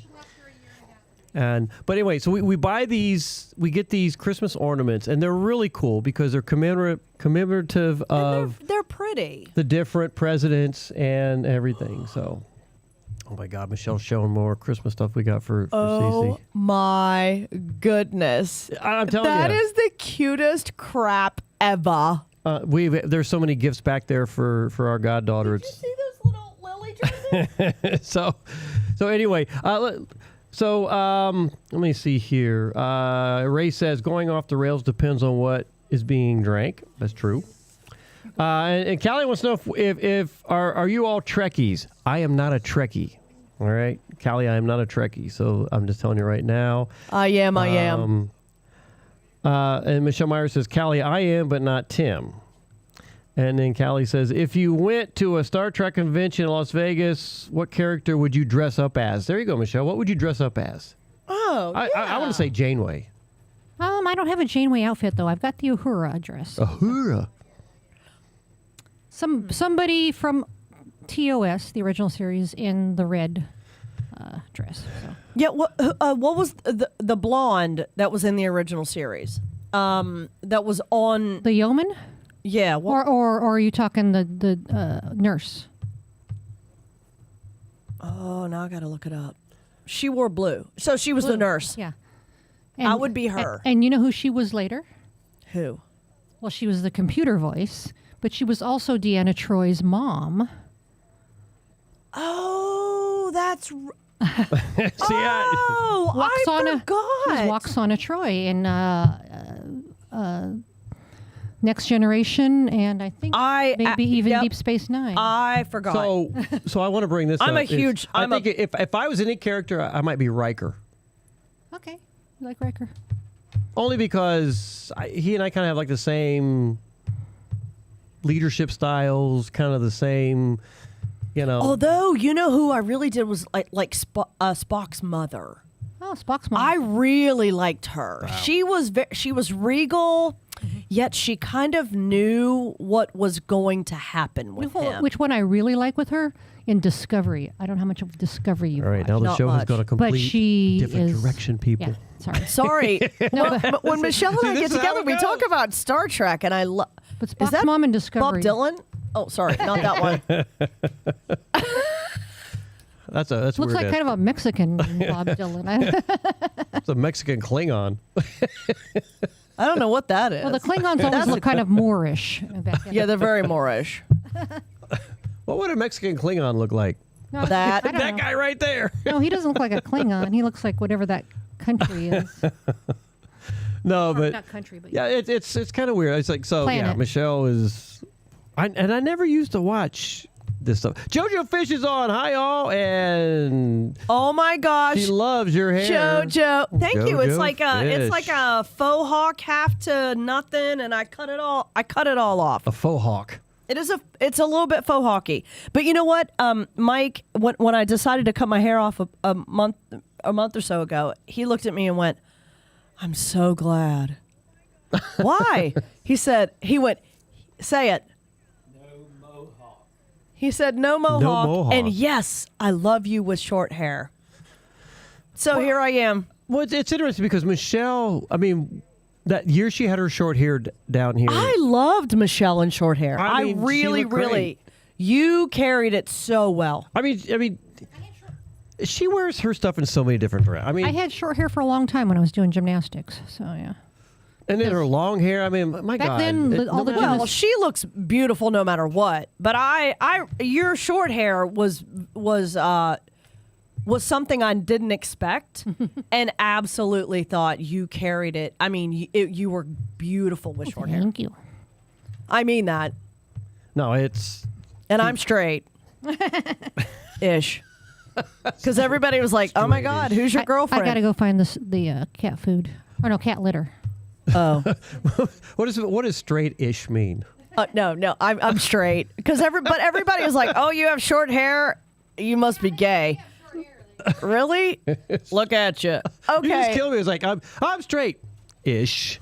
Because that's what everybody's like. You must be. No, I'm not. Are you out kissing Danny Hoy? Not since the boat. Mike is cracking up. He is cracking up. I Not love it. since that photo I share every year where we're like this. And Brian, we're on Gueco's boat, and you're looking at us going, "You have a drink in your hand," and you went, "I've got to find that. You're gonna put that on Tiki Man. You have to post that photo." God. I do remember that. But I was like, I think Beth was there wearing a baseball T-shirt or something. Or Beth was there. Zero was there. Beth was there in a T-shirt that somebody made a big deal. Ask her if she remembers, if she's still on. well, you know what? She heard you, so she might respond. I don't know, but Because I have a photo. I took a picture of somebody taking a picture of someone's T-shirt that night, and this is what I remember from that. yeah, Lord knows I don't remember. Sorry, but that was the night. It was a birthday party or something, and Danny, that was a very odd night. And Beth goes, "I was." So yes, she was there. And Callie says, "People thought I was Jesus when I grew long hair." Well, hey man, if you walked on water, then I might be like going, "Huh? Maybe? What?" You just never know. You just never know. I love it. I love it. No, so what's the one thing you like about being back here? I would say the weather, and I do love the weather, don't get me wrong, but the last couple of days I've been cold. When I say like I'm wearing like hoodies and long sleeves, it's ridiculous, but it's true. But it's not 27 and snowing. I'm loving this time of year. I mean, I got up this morning. I do my annual thing for Nailtini. I take them tamales, beans, and rice. And I asked Beth to let me know this year what day she wanted. And so I did, what's today? Yeah, today's Friday. And then Saturday. And so I'll take some more stuff down to them tomorrow to make sure that all the staff gets something. But, you know, it was nice. I mean, I woke up this morning. I'm like, this is awesome weather. I threw on a long sleeve shirt. Yeah.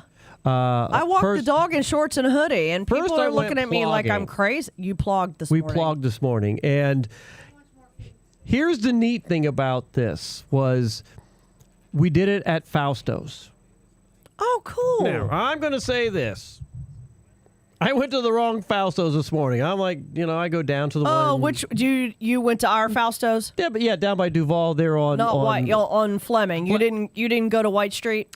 No. Which I knew it was a White Street, but I mean, hell, Michelle woke me up yesterday, and I'm like, oh my God, I got to go plogging, and she's like, no, today's Thursday, and I'm like, oh crap, you know, I this whole week I've just been off. I mean, it has been a very odd week. So then this morning I get up and I'm like, all right, so I ride my bike all the way to Fausto's, and I'm like, shit, wrong Fausto's.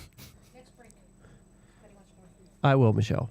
So then I rode over to the Fausto's over there on White Street, and I got there, and of course we had like 80 people out there today. Oh my gosh. And they're like, just don't worry about going out, just hang out with me. So I just hung out there with the chief of police and Dorian, who works for the city manager, and we just the chief of police, Brandenburg. Sean. Brandenburg. Yeah. Sean he is a wonderful human. Yeah. We had Sean out there today. I had 2 commissioners out there today. So Bethany, who used to work at the Turtle Hospital, who does a lot of that kind of stuff. She still plugs with us. She brought her dad. And he's from Missouri, and he made so much fudge to share with everybody. He loves to cook, and he wanted to make fudge for everybody. And I said, I want to give him the coin today, because we give a coin every week. Absolutely. We give a coin every week to somebody who comes out, and I said, I want to give it to him. And I went in Fausto's, and I bought a little chocolate milk. And if nobody knows that reference, nobody knows the don't say it. Does anyone online know that reference? If you know the reference of the chocolate milk, somebody's already popped out. Please tell me, because I will finish the story when we come back from music in a minute of why I did that today. But yeah, Callie says, sounds like Brian is running for mayor. Well, let me tell you what. A few years ago, when the mayor was quitting, and they actually asked me to run, and I said, no, I'm not doing it. This year, the current mayor had put her paperwork back in, and I was teasing her. I said, well, the good deal. That makes me not have to worry about putting my paperwork in. She goes, oh, no, we want put your paperwork in. She was trying to tell me, put your paperwork in, because Sam Kaufman, who's a commissioner, is running for mayor too. Yeah. Right. And I'm like, no, I'm not running for mayor. I will not do it. But and mayor isn't mayor here. It's strange. They're nonpartisan. They're more. I mean, they will run because everyone knows their politics, but you do not file to run on a ticket. No, you just run for mayor. No, and the sad part is, it's like basically you're just a tiebreaker and a face for the city. Right. And exactly. I'm not that, because if I'm going to be mayor, I want to make change. I want to do things. I want to push. I want to push things, and that's not what this is here in Key West. Yeah. And I won't do it. So, yes, and the other reason why I don't run is because Michelle said last year when this came up, or 2 years ago when this came up, she goes, if you're going to do this, I'll be in Colorado. Call me when you're done. Call me when your she term's said, call over. me when you're done, and I'll come back, because she's like, because she knows me, my dedication, and how I'm so involved with it that she knows, because she knows how I was when I did city stuff in Albuquerque, that I'd go all Melania on him. Yeah, for me, I'm so I'll committed. be down at Mar-a-Lago. But she's so beautiful. So you would be almost exactly like her. I worked for emergency management, and I work 7 days a week constantly. I know. And I care about what I do, and sometimes I don't think about it. To answer which is sad. Original question is, what do I love about being back? Yes. As soon as we pull in to start unloading, someone comes around the corner and says, welcome home. Yeah. And I look on my street and I see, is Tyler here? That's his Kia. Is my friend, oh, that's her golf cart. I'll tell you, Scott Kirby just got back to town. Yes, we just said that. I just told you the story about us and running I into him the said, other night. I saw him. Well, I was on the phone with you, and I went, "Oh, Scott Kirby just drove by." But I noticed his Honda, his blue Honda. I shouldn't be telling everybody what they drive, but then Bill, who lives around down the street, he has a silver Honda, and my friends have a Jeep. And so when I get home, it's like, it's going now to be back with the family that I chose. To be family. Yeah. Yeah. And I don't even say the family that you don't choose, because there are times when, and I love my family. My mom and dad, I don't know if they've listened. They've probably listened to our show before, or your show when I'm on it. But I love my family, my blood family. I'm so grateful. But I don't know that this is the family I chose, because I think sometimes family is gifted to you. Yeah. And it's you guys, and it's the musicians, and it's the other people that surround all of us, that it's the people listening tonight. Yeah. That I have absolutely been, the universe has given them to me. Yeah. It's not that I chose them. They chose me. Well, and that's how I feel about it. And that's, it's like, so you take, I mean, that's why I love this island. It's like the other night, we got our nails done, or Michelle got her nails done over at Nailtini, and on the way back, we dropped the booze off to you on your porch, and then when we walked down the street, and I'm looking across the street, and I'm like, there's somebody carrying a guitar case, and that looks like Scott Kirby. So I'm like, hey, you, and he like looks at me, and he still couldn't see that well, and I'm like, Scott, and I darted towards him. And he goes, damn, I thought there was somebody going to steal my guitar. And I'm like, and when he saw us, he's like, oh my God, what are you doing? And I said, we're just coming back. And so we ran into Scott Kirby. He just got back into town. And then, they rent a house or they stay in a house right practically across the street. And then like 2 days later, we're going to the Castaways event. And who do you run into again? Scott Kirby's on the corner down by your place, and he's waiting. He's trying to go to dinner with somebody who hadn't responded to him, and he's like, where are you guys headed? So that is so cool. The other thing I want to bring up is, we have run into Kenny Chesney twice in the last 2 days. I know, I love it. And the other day, Michelle and I were heading out. We were actually heading out to the Castaways thing, and we saw Kenny was on his bike, and I yelled, hey, K-Man. Yeah. And he recognized me, waved at me. He's on the phone, and he's like, "Hey," and off he goes. So then, the next day, I was walking down because I know where he lives, and I was walking down around. I thought, let me walk through there, see if he's, sure as shit, he's emptying. They rented the Jeeps from the Keys Jeep thing. Yeah. And they're pulling out planters or pots, for the house. And I said, hey, I go, morning, y'all. And they're like, morning. And they're like, what are you up to? Hey, and I'm like, hey, what are you doing? Just doing my morning walk, man. Have a great day. And he goes, you as well. And it's just... It is such a different vibe here. We do see the Taurons and the tourists that act like asses. And then we see the famous people who assimilate. Yeah. Wait, isn't that like that's a Star Trek thing? They assimilate, and we have a different view, and maybe that's part of it too. I love it when we get back.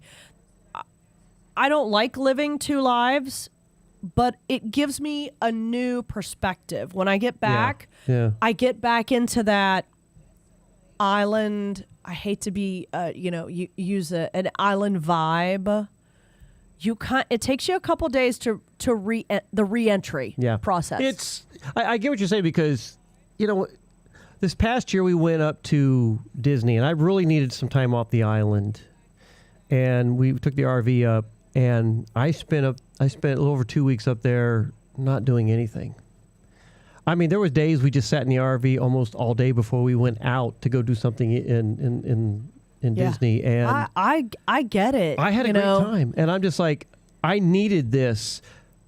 But then once I got back, I'm back in island mode. But you probably felt a little bit recharged after that. I did. Yeah, it was. So the things you had to do didn't seem to be such a chore. Yeah. I get it. I just love it. I love where I live, and I love what we do, and we hope you're here for a long time. We hope so too. Well, us too. The house is for sale again. Shh. I would like to see if we get like a GoFundMe, and then we can turn this complex into, we're the caretakers of it. There's 3 other locations that if people want to come down, we can give them a really cool deal. And but I just need that, I think you could do that. We could make it happen. We got this little living space. Need some investors. And there's 3 other areas that people want to come down. They've got a little spot that for at a very inexpensive, modest, cheap, a little price, and it's a lot better than what most. And but anyway, that's what I think we can do. I want to get to some more music. Okay, is it okay that it's already 8:48? Can we go overtime, or are we not allowed? Oh, we can go over. Cool, man. The next show doesn't start till midnight, so we've got a little bit. We can still talk. So Danny Lynn's okay if we go a little bit over. I guess the question is, does the audience, would they prefer us hanging out a little bit longer with them? And if they do, we'll do that and come up with whatever other discussion things we can come up with. Yeah. Just a little. Yeah. Just a little bit. Let's get some more music because I need to do the 2 songs to drink to with Bill and Ann Abbott. They send me 2 songs every week. We need 2 songs to drink to, but thank you, Bill. They do this every week. Thank you. I appreciate their contribution. So I want to get to that and then drink about. And of course, I always pick a song starting it off, and this is the Wolf Brothers, Beer in a Bar. B-Man and Michelle's Coast Confessions on a Friday night with special singer-songwriter Tiffani Green meow, meow. here with us. Meow, meow, everybody. So I hope you're having a fun night with us. If you want us to go a little bit longer, let us know. JoJo Fish said yes already. Okay.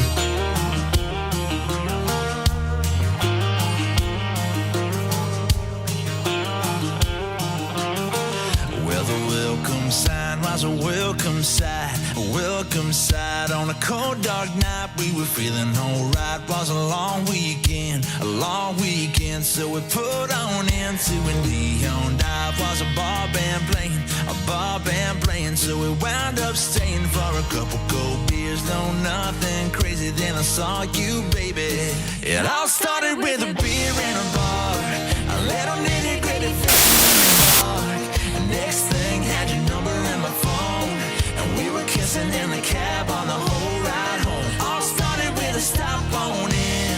You had me buzzing after just one drink. I don't know where it's going, but I know that I'm loving where we are. It all started with a beer in a bar. It all started with a beer in a bar. It was a week from hell come Friday night. I was way past tired when the girl said, hey, we should all go out, watch the band in town. So we rode on in, was a back booth waiting, so we wound up staying for a couple cold beers. No, nothing crazy, then I saw you, baby. It all started with a beer in a bar, a little nitty gritty fishing in the dark. Next thing, had your number in my phone, and we were kissing in the cab on the whole ride home. All started with a stop on in. You had me buzzing after just one drink. I don't know where it's going, but I know that I'm loving where we are. It all started with a beer in a bar. It all started with a beer in a bar.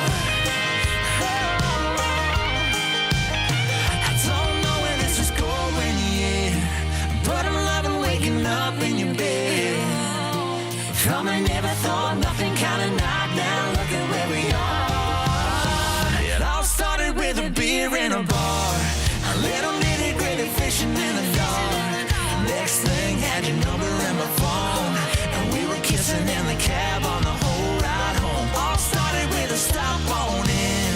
You had me buzzing after just one drink. I don't know where it's going, but I know that I'm loving where we are. Just another never thought nothing kind of night, now look at where we are. It all started with a beer in a bar. It all started with a beer in a bar. It all started with a beer in a bar. It started with a beer in a bar. Dropped to dry the tears. It's who I am. It's what I do. Hey, Ann, what time is it? It's time for 2 songs to drink to with Bill and Ann Abbott of the Amateur Adventurers Club. Only on B-Man and Michelle's Coastal Confessions. Tiki Man Radio, your coastal Americana radio station.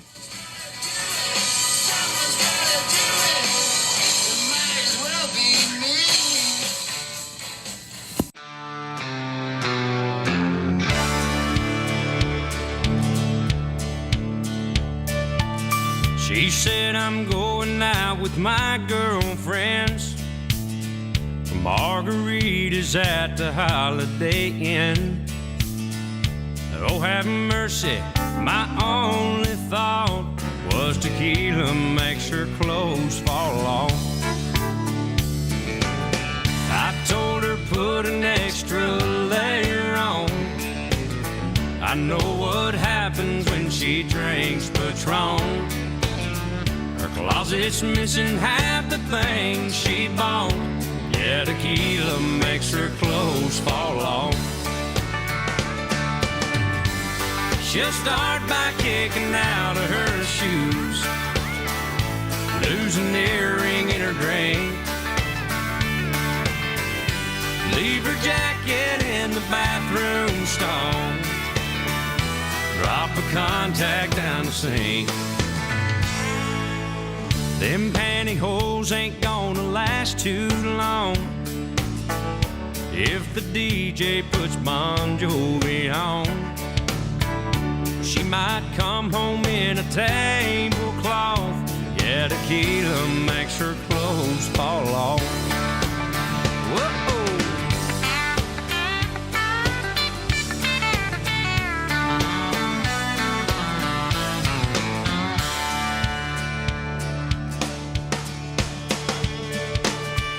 She can handle any champagne brunch, a bridal shower with Bacardi punch, Jello shooters full of smearing off, but tequila makes her clothes fall off.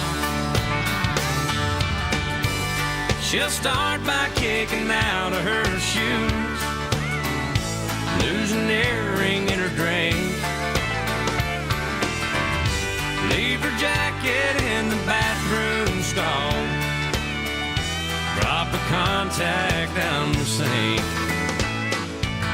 She don't mean nothing, she's just having fun. Tomorrow she'll say, oh, and how have I done? Her friends will joke about the stuff she lost. Yeah, tequila makes her clothes fall off. Oh, tequila makes her clothes fall off. Oh, tequila makes her clothes fall off.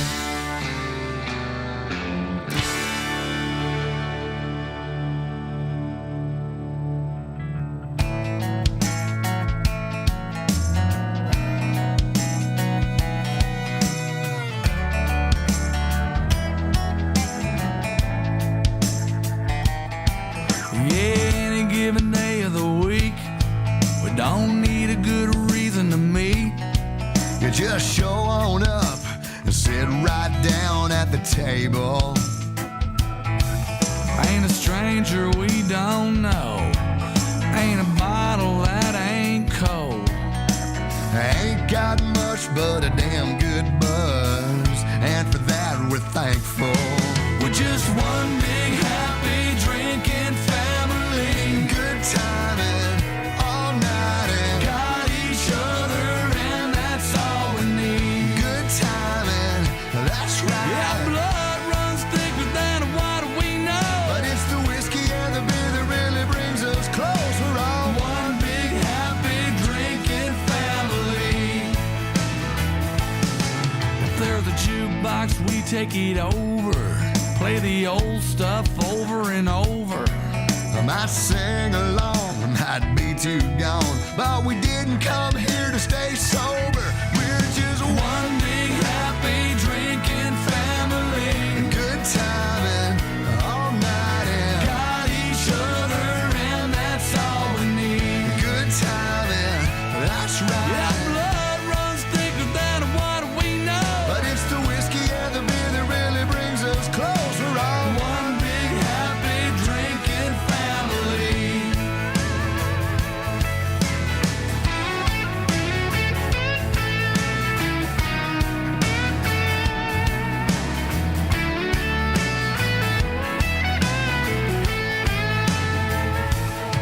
We're just one big happy drinking family. Good timing all night, and got each other, and that's all we need. Good timing, yeah, that's right. Yeah, blood runs thicker than what we know, but it's the whiskey and the beer that really brings us close. We're all one big happy drinking family.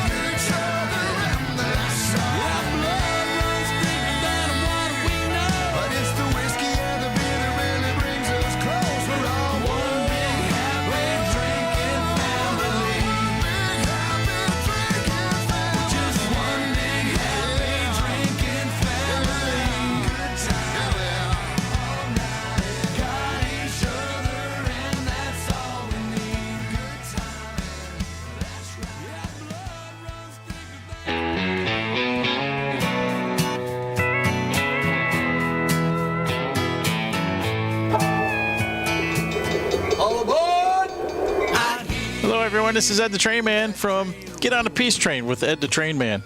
Join me and the Peace Train conductors every Monday, 5 to 7 p.m. Central Railroad Time, 6 to 8 p.m. Eastern Railroad Time. And we'll come to you live from the Paradise Way Tiki Bar Studios in Crown Point, Indiana. That's the Lakes of Four Seasons. And our show is about hippies, trains, trop rock, and of course our local music scene here in Northwest Indiana. My show is brought to you by JM Real Estate, the commercial real estate of the Florida Space Coast, and Better Call Becky, Better Homes and Gardens right here in Northwest Indiana. So get on the Peace Train, all aboard on Tiki Man Radio. Mr. Engineer, can you take me far away from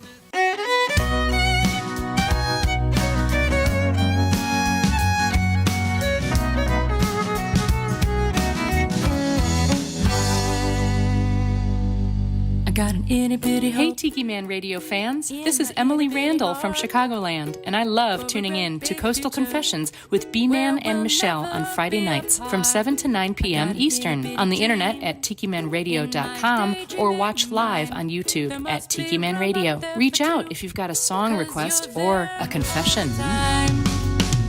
Surrounded by walls, but all I see.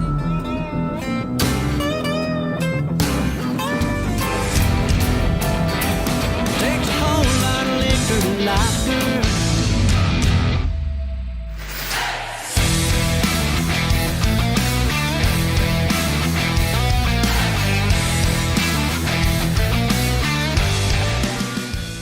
That's right. This day in music, B-Man and Michelle's Coastal Confessions right here on Tiki Man Radio. There's so many buttons to hit. I missed a button tonight. It started going. Usually if you just hit the... Go ahead. If you just hit the one button, we're happy. There's so much going on this show, by God, and I was like... Sorry, that was a little 9 p.m. after 9 p.m. filthy humor. Okay, it's time for the History Day. Time for This Day in Music. 1964, Phil Spector produced You've Lost That Love and Feeling by the Righteous Brothers, Bill Medley and Bobby Hatfield. Oh, that love and feeling. 1969, John Lennon's Plastic Ono Band released a live album, Live Peace in Toronto, 1969, which was recorded in the Toronto Rock and Roll's Revival concert on September 13th. 1970, Neil Young peaked at number 33 on the Billboard's Hot 100's singles chart with Only Love Can Break Your Heart, Young's first top 40 single in the U.S. The English band Saint Inian released a cover of the song 20 years later to much acclaim. 1970, the Doors played what would be their last ever live show with Jim Morrison when they appeared at the Warehouse in New Orleans. Wow. I bet that was pretty cool. 1974, after being in the group of 5.5 years, Mick Taylor announced his departure Left from the Rolling Stones. 1976, at a show in Lakeland, Florida, Kiss guitarist Ace Frehley was nearly electrocuted when they grabbed a metal railing on the poorly wired set. And we just lost him. And we just did. Yeah, you're right. We just lost him. About 2 weeks ago, right? Yeah, he should have touched that damn wire and bring him back to life, completing a circuit that sent current through his body. The incident inspired Frehley to write the song Shock Me, which appears on Kiss' 77 album Love Gun. 1976, the Rolling Stones began work on what would become their Black and Blue album. It marked the departure of guitarist Mick Taylor, which we just talked about, in 74, who'd replaced the late Brian Jones 5 years previously.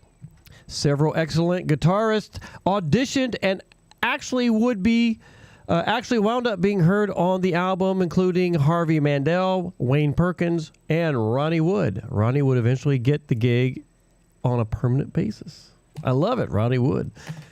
1980, Devo's Whip It Good. Whip it good.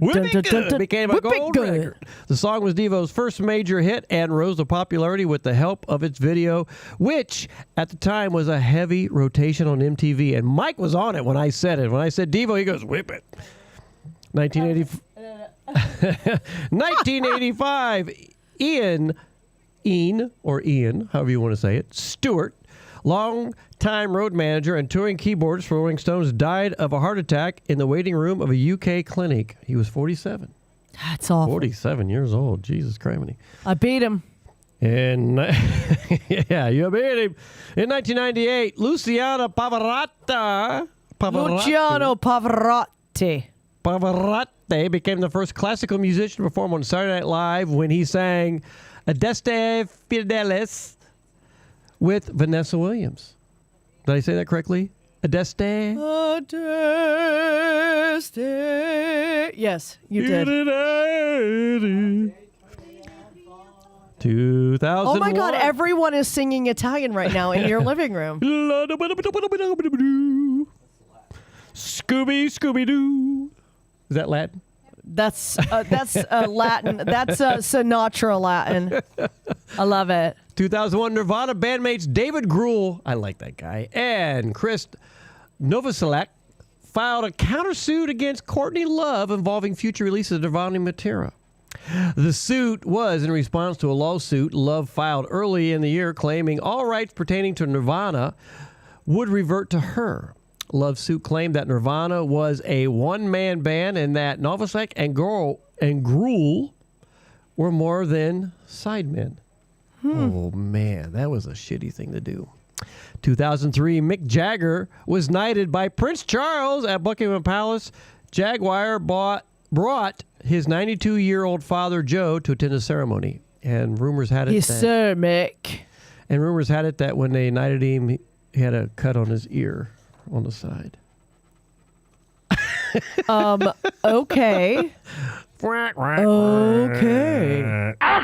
Okay. No. 2007, Ike Turner died of cocaine abuse in San Marcos, California at age 76.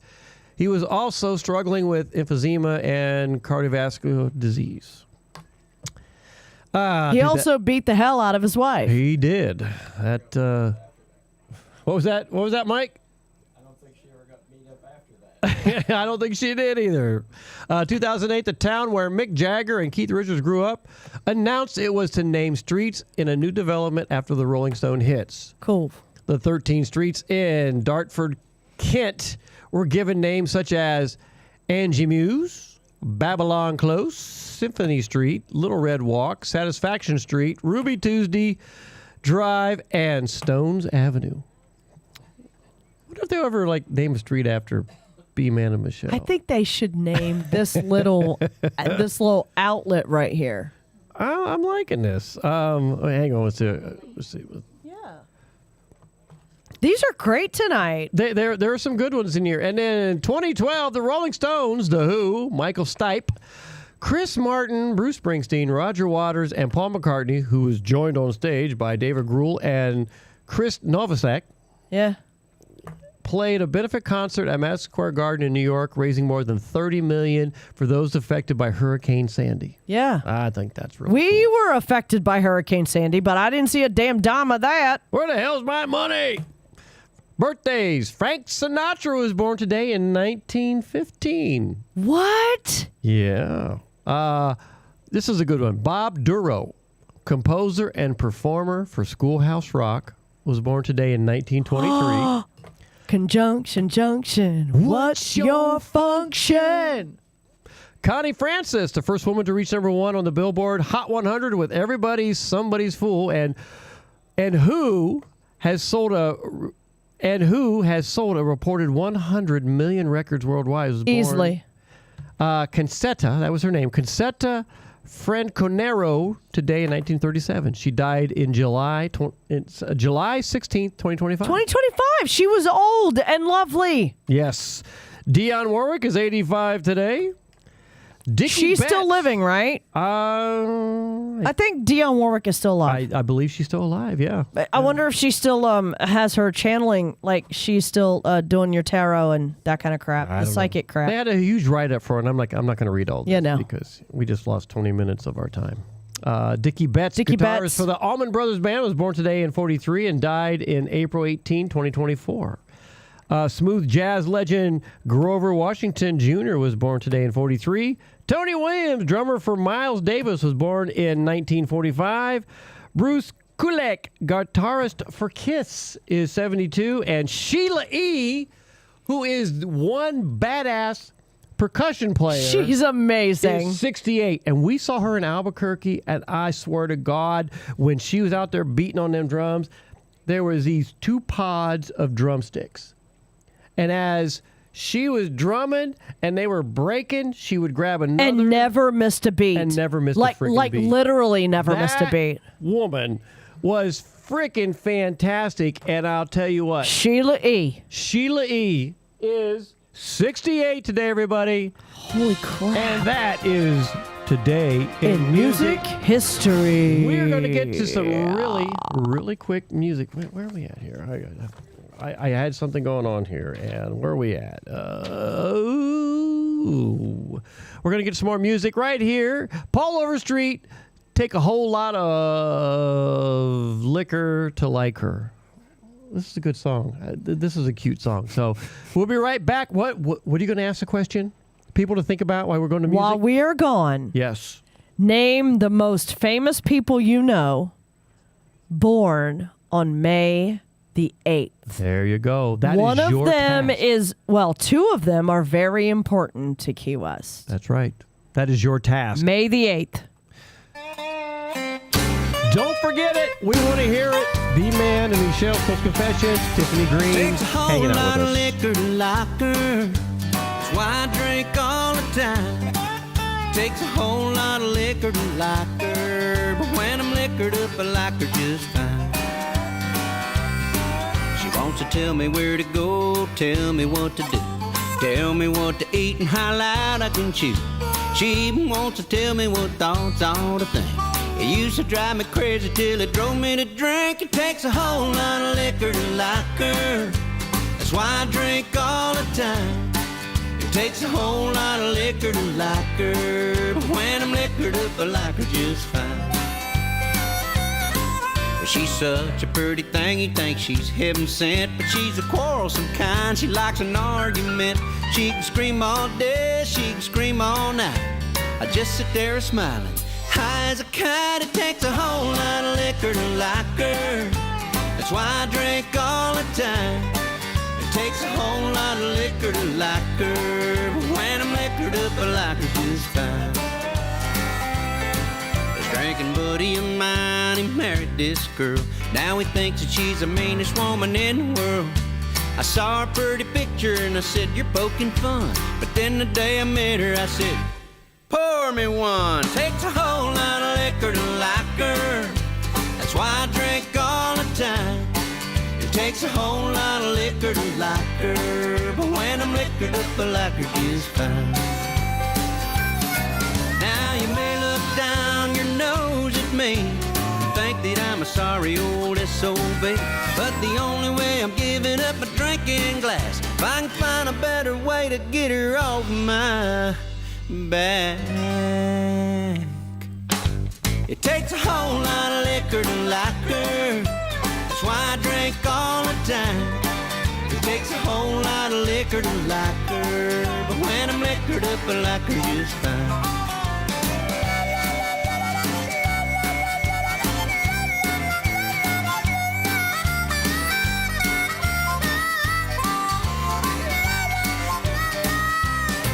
Well, the little brown jug up to my lips. You're saving our love with every sip. It takes a whole lot of liquor to like her.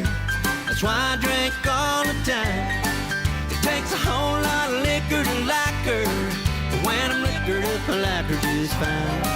Well, every time when I get sober, she drives me out of my mind. It takes a whole lot of liquor to like her. But when I'm liquored up, I like her just fine. Yeah, when I'm liquored up, I like her just fine. When I'm liquored up, I like her just fine.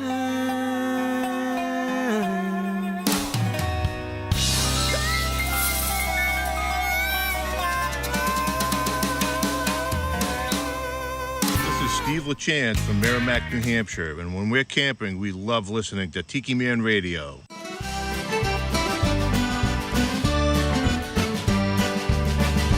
Oh, the Santa boat is coming for all the boys and girls. It's red and green, a sight to see, with all her sails unfurled. The hatch is full of treasure, on the bow is a Christmas tree. Oh, the Santa boat is coming for kids on Christmas Eve. Oh, the captain is an old salt, a rugged sight to see. Where he really came from is a Yuletide mystery.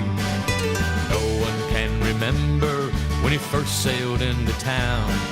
The older folks, they tell me he's always been around. You can bet your boat he'll be coming back just like before. He loves to hear the children sing barefoot by the shore. Oh, the Santa boat is coming for all the boys and girls. It's red and green, a sight to see, with all her sails unfurled. Her hatch is full of treasure, on the bow is a Christmas tree. Oh, the Santa boat is coming for kids on Christmas Eve.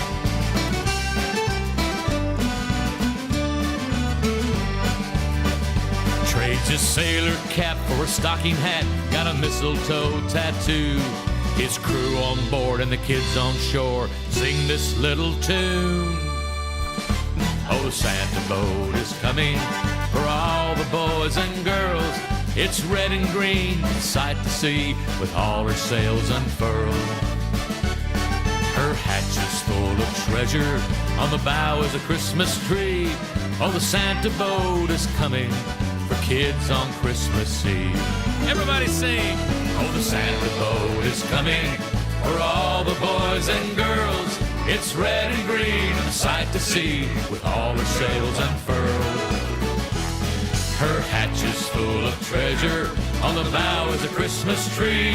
Oh, the Santa boat is coming for you on Christmas Eve. Oh, the Santa boat is coming for you on Christmas Eve.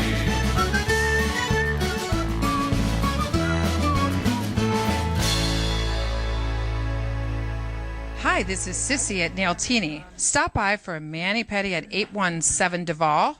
Now, back to Coastal Confessions with B-Man and Michelle. That's right. B-Man and Michelle's Coastal Confessions coming to you live from Key West. And we're back.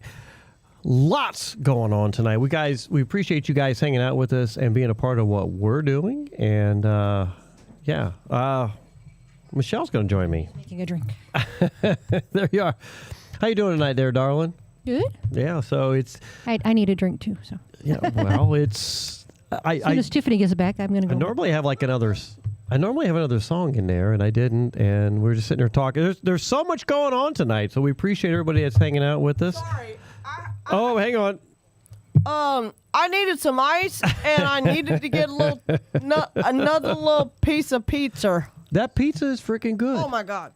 That pizza is really damn good. So before we... So I want to say this. So during the music, you and I had a song idea this week. And I don't want to talk about the name of it or anything. Which happened on Tuesday, Happened on Tuesday, yeah. And so I think we have a new song we're going to try and figure out that I think people are going to like. And try not to get pizza sauce on this windscreen. I got plenty of them. I'll just change it out. But no, seriously, it's like that's how we roll. It's like, I mean, there was so much magic last week playing. It was so good. And there was a comment made. Can I have your napkin? About Buffett or something, and next thing you know, you and I look at each other and it's like, that's a song, and we're gonna write. We got a new song we're gonna write. There's so much stuff we're going to get out there. So I appreciate everybody who's patient with us and getting our songs together, because once we get it out there, it's going to be a lot of fun. So, yeah. What a fun night. This is just... Great night. We've had a really good time on the radio, and I appreciate everybody. If you just tuned in, please go out there and hit that thumbs up on what we're doing. And... you know where it is, honey. Is there any... Where's your cane? All right. So you asked people May 8th. May 8th. So Has anybody responded? Who famous was born on? nobody has responded. It's a little late. I mean, it's 9:20. It is. And this is about the time of the night when people start to kind of like wean around all this. Well, maybe not incredibly famous, but my husband Mike was born on May the 8th. May 8th. And so was someone else in Key West that's very important. Yes. But not from Key West. Harry S. Truman. That's right. So I don't know if it's true. His middle initial does not have a period because his actual middle name was Yes. S. Yes, people do that. Like, is that the truth? Yes, and then I've seen that happen before, where people's middle name is an initial. Wow. And there's also Best Schreier says Truman. Yes. Aww. if you see sometimes it'll say NMI. That's no middle initial. Yeah. Yeah. My mom didn't have a middle. Do you know Your mom didn't Michelle? have one? A middle name. Michelle, do you know what my middle name is? Michelle. It is. One L or two? 2 L's? 2 L's. 2 L's, okay. Yeah. That's how you spell it, Michelle, 1 L. Because we give them hell. Yeah. I'm a Wesley guy. Although my mom... Brian Wesley? Yeah. That's very stately. I like that. That's a great I'm a very middle name. stately kind of looking guy. It's like, hello, please. I like Wesley from The Where's Princess my Bride. staff? What? What'd you Wesley from The Princess Bride. Yeah. Otherwise known as the Dread Pirate Robert. Yes. Or Farm Boy. Farm boy. Farm Boy. Don't you remember she called him Farm Boy? I do remember that. Farm Boy. My child is Robert Stewart Swanson II. And I'll tell you why. He technically should be Junior because his father is Robert Stewart. Junior. But I didn't want anybody calling my kid JR or Junior. I mean, I don't mind that. Like, if that's your nickname or your name, I'm okay with that. But I didn't want anybody calling my kid Junior. But my son is Robert Stewart with a U because his heritage is royal Stewart. Oh. Ooh. And when we took him to church and had him. Yes, when we had him baptized. Or whatever they did. Yeah. In the Lutheran was something or other church. That's baptized. Hung up by his toes and stuck him in the water. He didn't go in. He got splashed. Yeah. Yeah. So anyway, he wore all three of his plaids. So was he older? No, Okay. he was a newborn. Okay. Well, he was like I don't know if it was confirmation or something instead. So what we did, and he wore a gown. Mm-hmm. Like boys wear white gowns and They do? satin Catholic? and the whole thing. So Catholics do that too. I did not know this because I'm from a English background. My maiden name is Hayes, Hays, but I married a Swede. But his mother had all this. They actually traced their lineage to the Magna Carta. Okay. My ex-husband could sign the Magna Carta because of the proof they have of their lineage. So when we baptized my kid, he wore the Stuart, which is that red the and different coats of arms. Yes, Okay. and we had the little pins that you would put on your hats. Like if you're you know aristocratic, if you know what this means. Yeah. And his mother was he was a Stuart. He was named after Robert the Bruce. Robert the Bruce. Ooh. And his dad was named after Robert the Bruce because he was Robert. And then the Stuart plaid, camel, which you do not say Campbell to one of them. It is camel. Camel. And Hello. Camel. Magruder. Hello. Magruder. So I did not know this because I wasn't raised this way, but they were. Those clan names come from the mother. Mm-hmm. And when you pass it on to your child, it comes from the father's mother. So it actually technically ended with my son. But when we had him, christened, Yeah. he wore all three of those. So we went to Alexandria, Virginia, and had to prove to this little shop downtown where you still buy your colors. We had to prove to them that you could buy them. That we could buy them, and that Really? that my son, and I was wearing him in a carrier in the front. We had to prove that he was Stewart, Camel, and Magruder. Magruder. Kind of like in the military, you can't just not supposed to just go buy rank insignia and stuff like that. If you It was like that. earn it, it's you're supposed to be able to.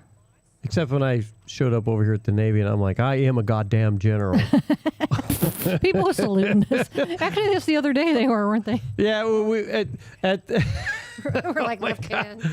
Wait, this way. Well, exactly. It's like, we did the flag burning and we're in our. I know, in your uniforms, and craps. We got our 4 stars We on don't have it. hats and- on. It's like that should tip them off. Maybe they thought we were too close to the water. Didn't want our hats flying off into the water. I don't know. they're salute is like, thanks for your service. I'm like, thank you very much. I appreciate that. But anyway, that it's just a little aside to the story. No, I think that's cool. We're talking about middle names. We're talking about middle names and how you get names and surnames and. Now, What? No, I was just gonna say, my surname, a lot of people doesn't make any sense. It looks more Japanese than Spanish. Turning Japanese. Well, because it has an anglicized spelling. It's a Right. Spanish name, but they've changed it. The town in Spain, Tafoya, is spelled Tafalla. But I don't know who decided but to double anglicize. L's are usually Yeah. a Y sound. Yeah, so they changed it to Tafoya, which looks more like Toyota. Anything. Toyota. Why did that make Mike laugh? That made him laugh. You never What's know. wrong with Toyota? What are the people saying? Not a whole lot. We got a lot of. They're we had some sleeping. dropped off. They're all kind of they're just listening. It's at this okay. point. And nobody responded to the May 8th. Yeah, the May 8th thing. You sons of bitches. Bastards. Oh, you're insulting. I'm probably actually related to her. Who? Michelle Tafoya, the sportscaster. I met her. Probably, yes. I met her cousin or whatever She was on Gutfeld. but I met a close relative of hers. I can't remember if it was an uncle or a close cousin or something. That in the Air Force hospital there at Kirtland. I was there getting some stuff done. So, and in the VA system, there are 7 other Michelle Tafoyas in New Mexico. That's crazy. Well, in veterans. But I can't tell you the number of times that we've gone someplace and her name's come up, or if I mention who my wife is, they're like, "Who, the sportscaster?" The sportscaster, and I'm like, no. I wish. You should say No, I just yes. it's just- You should say yes. Because you might get an upgrade, and then they're waiting on her to come in and stuff. And Would you like some ice Why is cream? your hair blonde? I dyed it. Right. It's going gray, so I did the blonde thing like Katie Couric. But in all seriousness, they almost look alike. I mean, you think about it. Yeah, no, you could you do resemble each other. I mean, some of the pictures I've seen of Michelle Tafoya, the sportscaster. We're pretty close in age too. Yeah, we're I mean, you within guys a are couple close years. in Really? age, We're and within 2 years of age, I think. yeah, Oh, that's so cool. yeah. So I can't count the number She's of a times 1L though. that we've gone someplace. She's a 1L. And people have asked me, is she the sportscaster? Is No, that but when your I was wife? at And I'm when I was at the academy, Just say yes. When I was at the Air Force Academy, she would do when we were our football games. She would broadcast some of our football games. Really? And then later, I think when she went to the NFL, she would do some Denver Broncos games and stuff like that. So people I knew would. I think it would be so cool if you got to meet her and there was a photo of y'all right there on the wall, right there above that cat. I agree with that. I think that'd be a really cool thing if you get a picture of Michelle Tafoya, the sportscaster, and Michelle Tafoya, your wife, the lieutenant. Yeah, colonel. the lieutenant colonel. I think that would be a DLC, really cool man. thing. You know what? And I might even reach out and ask that question. I might do that. Well, the funny thing would be is if we are third cousins or something like that. Yeah. So. Lieutenant Colonel. The LC is your lieutenant, not lieutenant commander, lieutenant colonel. Right. Air Force does LTCOL. Army does LTC. And what is that in? It's like in numbers. Oh, what? It's an 05. 05? Yeah, 05. Yeah. So it's like a commander. In yeah. the Navy. So here's an interesting tidbit about Michelle. So I'm not going to go through the entire history of her ancestry in Albuquerque, but that would take like ages. But I read part of the book, and it was amazing. Thank you. The way really, we should do a book. Or like I read the book. She let me read that book about her. Like it wasn't your ancestors. Oh, hell, I forgot you got that book. Yeah. No, I gave it back. Which one?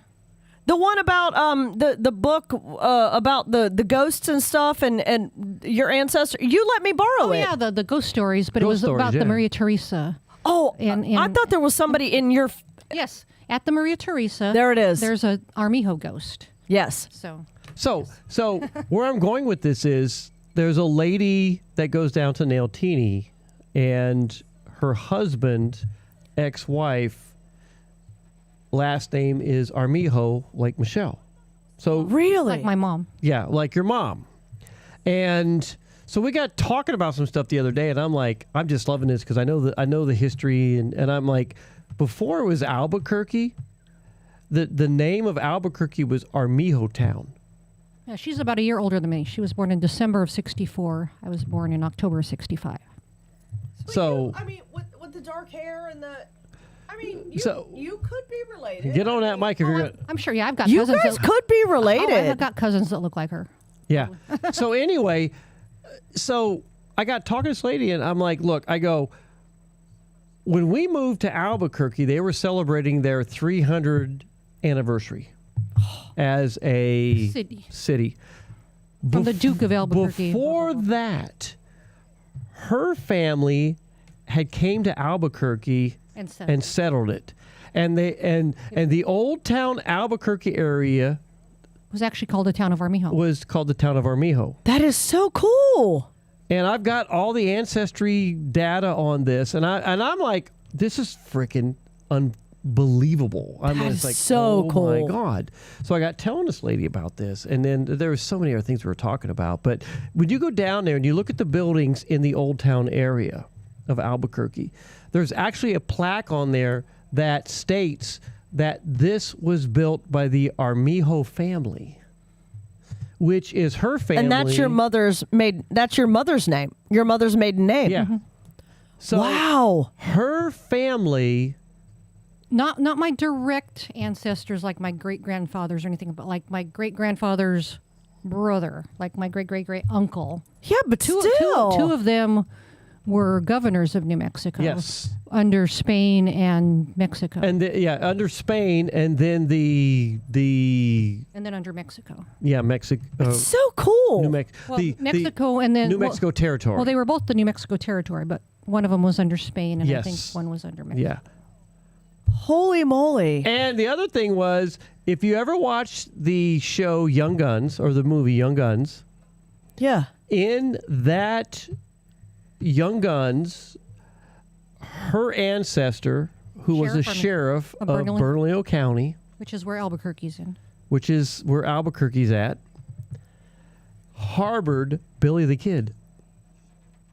Nice. And in the Young Guns movie, they actually mention Sheriff Armijo. Really? Yes. I actually had to go back and rewatch the movie. I haven't seen that movie in years, but let me know where it is, and I will listen. Twice about it when I watched the movie until we learned about this, and then when you get to that part in the movie and they're like Sheriff Armijo and Bernalillo County, you're like, that's really her cool. Ancestor they're talking about in the movie. It's amazing. Yeah. And I think great-grandfather, my mom's grandpa, was the first postmaster general of southern Colorado when Colorado first became a state in 1876. So is it just like mind-blowing when you think about this stuff? I mean, this is history.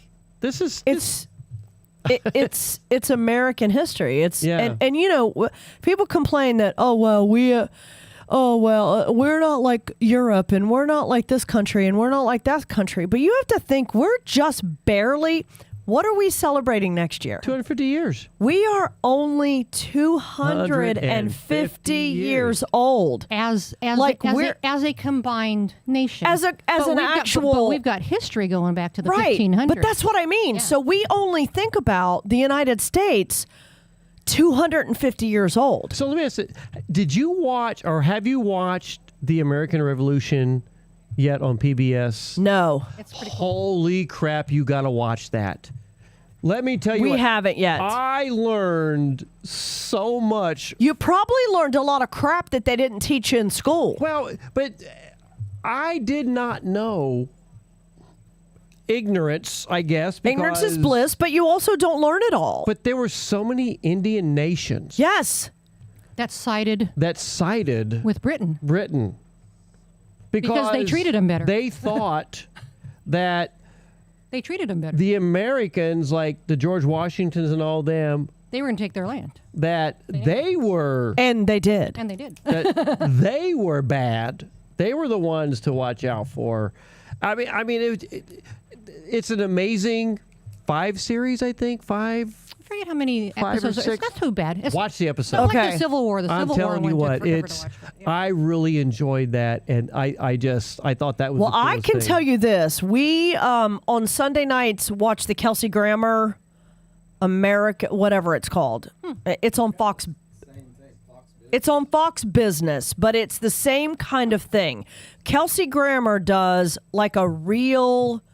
We're going to tell you the truth about history, and they do replays like they. It's not like drunk. It's like drunk history. I love drunk history. It's like drunk history, but for real. I love drunk history. And I like when they're when like the narrator's talking. Yes. And the actors are like saying the same. Remember, we were going to do drunk Key West history. We got to do a drunk Key West history. Well, I'm just going to say the show that Kelsey Grammer is doing on Sunday nights is like the PBS. And drunk history is true too. And I'm they're telling you, it is not right leaning. It is an absolute. I cannot believe the shit. Sorry, Danny Lynn, that I did not learn in school.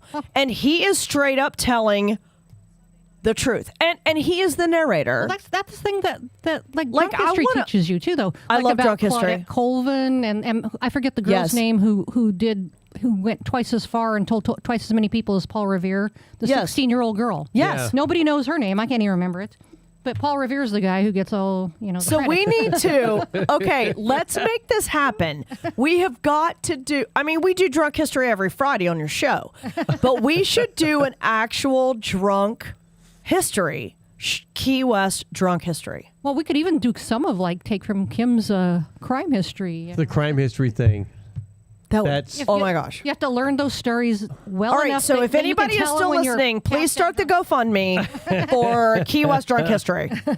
I want to get to some more music, come back quickly, talk about some stuff, and then close out the show. Rock and roll. Are we cool with that? Mike's still awake, so we're good. He's hanging in there. Well, I got to pee, so he's hanging in. I want to get to an Aubrey Wallet saltwater gypsy, and then we got some other music, and then we're going to come back, close the show out, finish it up, music, yada, yada, yada, blah, blah, blah, and here we go. Guys, thanks for hanging out with us. Little Aubrey Wallet.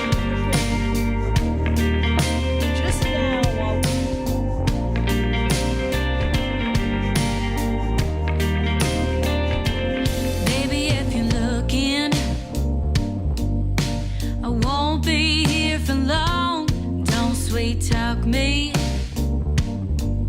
'cause I'm already gone. The only thing I wanna feel is the sand under my feet.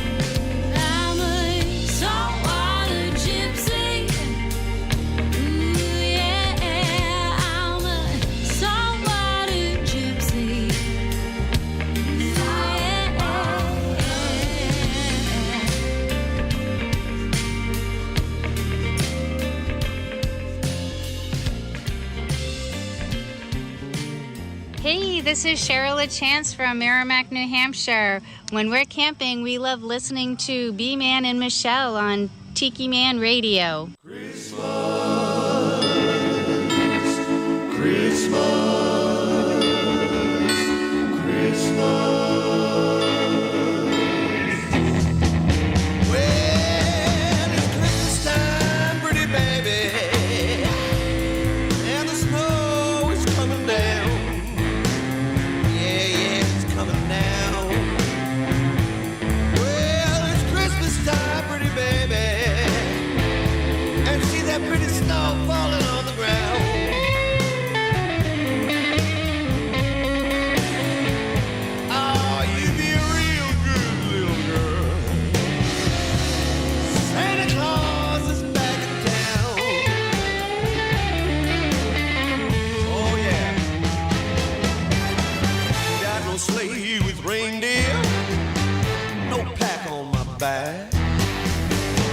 See me drive up in a big black Cadillac.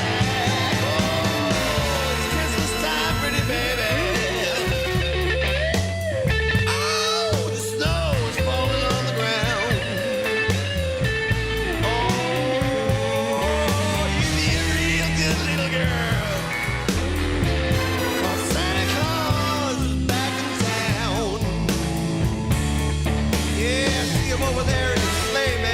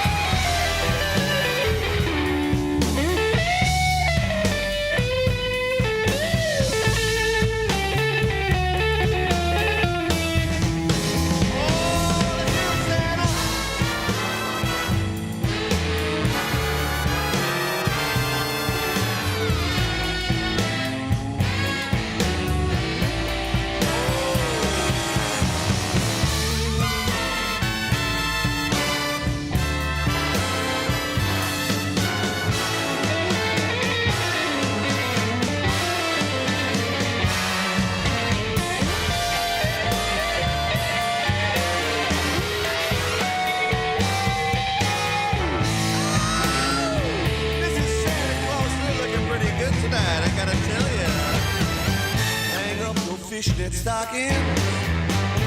Turn off the light, baby. Santa Claus is coming down your chimney tonight. Oh, it's Christmas time, pretty baby. And the snow is falling down. I mean, it's really coming down. You be a real good little girl. 'Cause Santa Claus is back in town.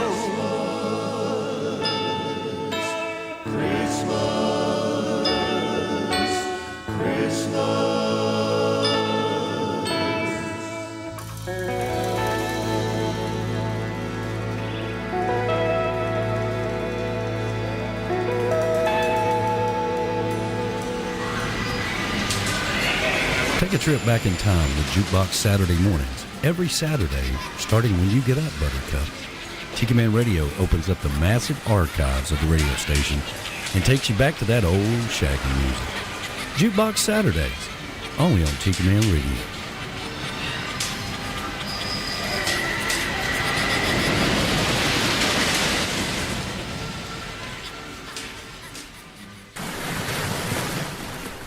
You're listening to B-Man and Michelle's Coastal Confessions on Tiki Man Radio, your Coastal Americana music station. Now, back to B-Man and Michelle. B-Man and Michelle's Coastal Confessions on a Friday night, coming to you live from the Beechy Shell Studios. Here We're back. Beechy Shell Hideaway. We're back. We're back. We've been like... We've had a good night. This has been a great night. Yeah, it's been a lot of fun, and I appreciate that the fact that we have an opportunity to go just a little bit over, with what we can do. Because Danny Lynn gives us great leeway with that. Danny Lynn's awesome. Let me catch up here. Let's see. Callie says, great show. Thanks for going long. Thank you very much. He says, a wife went to a school function, just me and the dog for the night. All right, Callie McCool. And and he says, that guy plays at Two Friends. I'm not sure what guy you're talking about. But so, yes.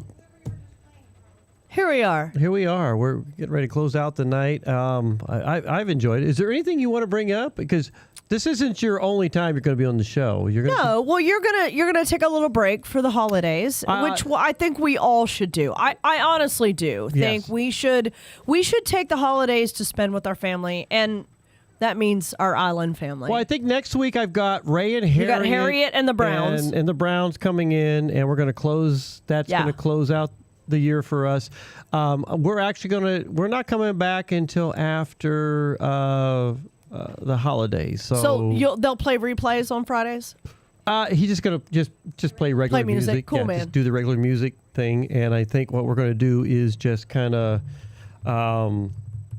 we're going to take time off. So we're not going to be here after Christmas. We're going to be here after New Year's. You mean on the radio? Y'all going to be here for a little bit. We're here, but we're not going to be on the radio. Yeah, we're going to take our holiday time off. I got some things I'm working on, and I really want to. So I can say my album was supposed to be done, and I was going to do an album release party up north on November 22nd because I had been planning it. And if anyone out there has ever tried to record an album, it's a whole lot harder than you think. It's just tough, yeah. So it's all the BMI stuff. Oh, if I can say that. No, please. Okay, if it's a BMI stuff, it's the Library of Congress stuff, it's the metadata you have to put in, is almost harder.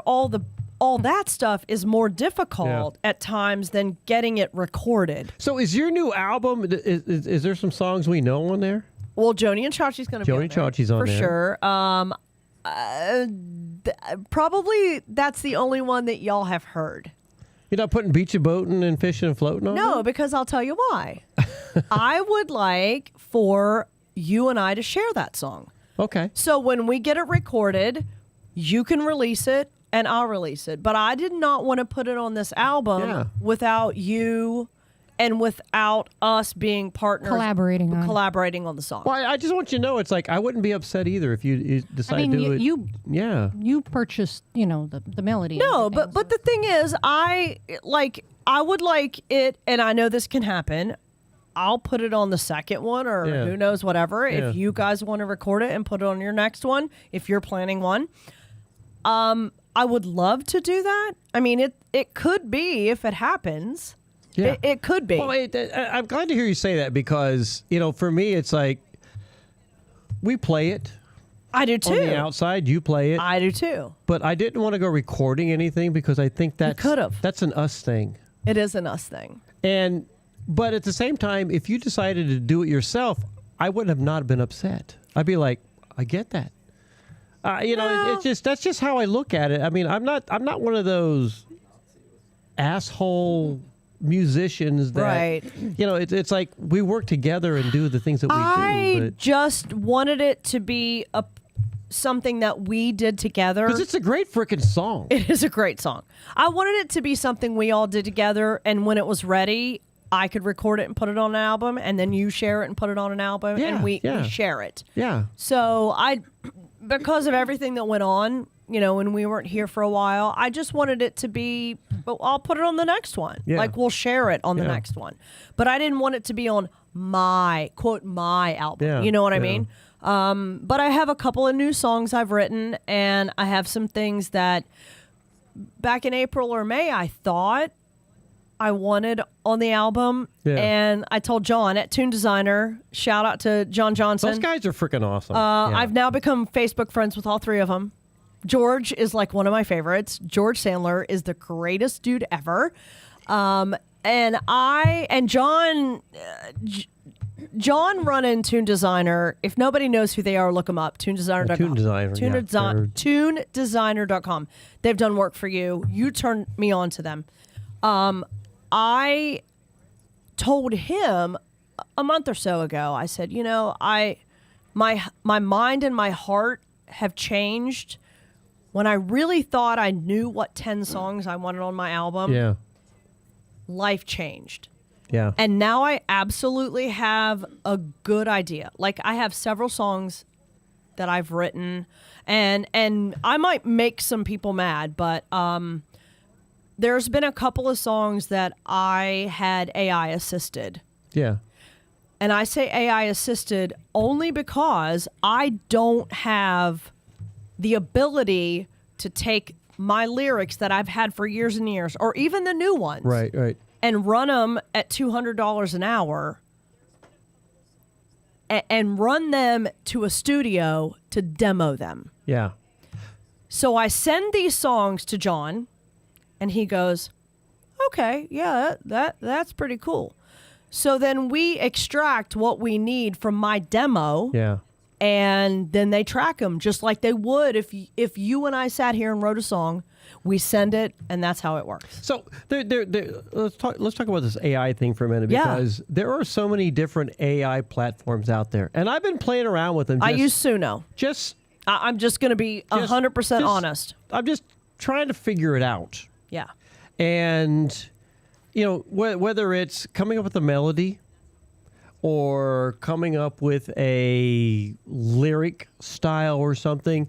Yeah, I've played with that. I put my lyrics into Suno, and then with the newest paid subscription, which I have, I can actually sing my melody into Suno with my lyrics, and then it comes up, and I tell it, I want it to be a waltz, I want it to be a this, I want it to be in this key, I want bass, drums, don't do it here, do it there. It's almost like, for me, with the newest Suno is more like a DAW. If nobody out there knows what a DAW is, yeah. It's more like that for me. And the greatest part is I've gotten songs that I've had for years in notebooks. Yeah. All of a sudden come to life. I don't like everything the robots do. Well, see, I don't like everything they do. So that and that's where I'm going with this. It's like I've done some testing on a few things. I had some ideas, and I threw it in there. And to me, AI is no different than auto-tune. Than pulling up I used to use this Master Writer.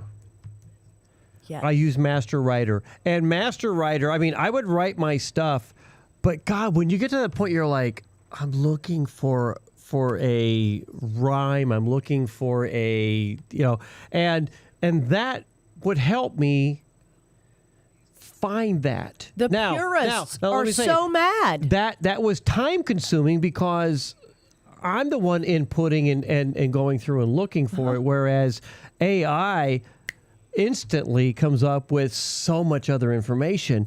And then the other thing I want to say is that, the times that I've, used different products, just, it's no different than pulling out the old school thesaurus. Do you know how many editions of the Songwriter's Chord book, the Songwriter's Rhyming Dictionary? Yeah, exactly. I have. Exactly. Do you know I, to this day, still use Wiki Rhymer? And there'll be an idea in my head, and I know exactly what I want, but I'm not exactly sure how to rhyme that last word. And I'll go to Wiki Rhymer and say, rhyme cat. Yeah. Oh, cat, bat, sat, at, and then it comes, and then I go, different... you know what? It's no different than 1993 when Cher, do you believe in love after love? Exactly. Love. She was the first person that used auto-tune on purpose. Yeah. To make that that clipping sound in her voice. So now, if we're writing songs, do we need to start disclosing that we've used auto-tune? No. Are we using 808 drums from the 80s? No. Yeah. Are we using native instruments to write all our stuff from a keyboard? No. Now, why is it a big idea that AI is now doing some demos for us? Yeah. And creating songs that were always in here in our hearts and bringing them to fruition. This is nothing different than what I do have a problem with, and I'm just going to tell you. I'm on a couple of Suno, AI Facebook pages, and these people are, quote, making money. Yeah. And they're not musicians, first of all. They are not creatives. What they are doing is coding. If I could show you a list of prompts in parentheses and all the things that they go through to write a song, yeah, it is absolutely coded from top to bottom. Yeah. They're not writing their own lyrics. They're not telling Suno or they're not telling their AI program how they want the feel. They're not telling them male, female. They are literally spending pages of coding. Yeah. And then they put it on YouTube, they monetize it, and they're making money. They don't have any creative except they know how to code in that program. Well, see, and that's some of the things that I've looked at was, again, there's so many avenues when you're writing a song, and you get to that I'm stuck part. There are times I can just like completely write an entire song. I'm in a zone. I am exactly the same way. And then it either happens in 10 minutes or it takes 10 years. Or I get into this like, I got the song in my head and I'm trying to like formulate it, and it's tough. And I think a lot of it is because I'm overthinking it. Yep. But you turn to something that, I'm thinking this, and you write it in, and and that's some of the older programs I used to use, just kind of like to get an idea. Not that I used what they gave me, but I'm like, oh crap, and then I take it. Absolutely. But with AI, I've been just. If it is 100% an AI song and it's not a heartfelt or an actual musician. Yeah. To me, it is not. Is it music? Yes, but is it number one hit stuff? Yeah. But also, I'm going to say this, and I don't know if anybody's going to like it or not, but I can guarantee you, the 20 writers on so and so's Grammy song. Have probably been using a tool like this longer than we knew it was available. I think what a lot of people don't know is that you take the Nashville writers, and there are a group of 5 or 20 people sitting in a room just, pounding out songs. They're now the computer. They are the human computer. But it's not a story for them. Yeah. It's a business It's a business for them, yeah. Let me write this word and this lyric and you come up with the next line. So whoever sings it doesn't mean it. At least with me using AI as a tool. And that's how it is. For me, it's a tool. Anybody wants to complain, they can come see how I do it. Yeah. You write songs about your life. You write songs. You don't need 20 other people. You don't need... we're going to sit down and write a few songs together. Yeah. But we're writing songs that are real experiences. But we're not feeding it into a computer and letting the computer spit it out. In some ways, Tiffany, it's no different when you and I or Michelle and me and Adrian Z are sitting around that table right there spewing ideas. What'd we do Tuesday? Yeah, exactly. It's to me, it's like I look at that as no different. We're doing the human side of it, of ideas being thrown out in writing a song, to where you've got like an AI side of it that immediately can come up with but the AI side of it likes to work on rhyming more more than the feeling of it. Yeah. And I won't lie, sometimes you look at them like, oh, that's a great line. Yeah. I might use one line out of that entire. I know. That's exactly how I've. That's how that I've entire used it. song that AI gave me. I have taken one line item out of that. Exactly. And I'm like, that's a freaking great song or a line item that I never thought about to add into this song. And John from Tune Designer can tell you, I messaged him back in March or April, and I said, I do not want to insult your intelligence. However, I have these lyrics. I put them in. I sang them into Suno, and I finally found what I think is okay for these songs. I've written them. I've rewritten them. I've changed the lyrics. I don't like the robots. If I send them to you, can you kind of listen to them and track them? Yeah. And he went, yep. And there, I will tell you this. He's not listening, of course, but and Mike hasn't heard the most recent song I wrote about Matt and Kitty. He'll hear it sometime. So I sent him the song, and he said, you really should start pitching your songs. I was like, first of all, I don't know how to do that. He said, your songwriting is phenomenal. And I messaged him back and I said, oh, you probably say that to all the the young songwriters, or you probably say that to all the kids, right? And he's like, no. There's a couple others that I'm also very protective of what I say, because if I say something, someone else might write a song and go, oh, well, I wrote it first. So there's been a couple, and we'll talk about them later. Well, I've had a few of my ideas stolen. What I have, yes, I don't want my ideas stolen. And so what I've done is I get these and I use them as demos. And then I say, can we change the key here? I already changed the vocals. I want this to happen here. Here's the rough idea. It's not any different than me playing my ukulele and sending them a video, which is what you do. Yeah, yeah. And the last one that came back, he said, I can hear Lainey Wilson doing this song. And he said, I'm not kidding you. No, I mean, I love these guys. Tune Designer. Yep, tunedesigner.com. Who I call the Atlanta Swampers. Yep. And they've been so good to us, and we've been so lucky with the songs we've gotten out of them. You turned me on to them.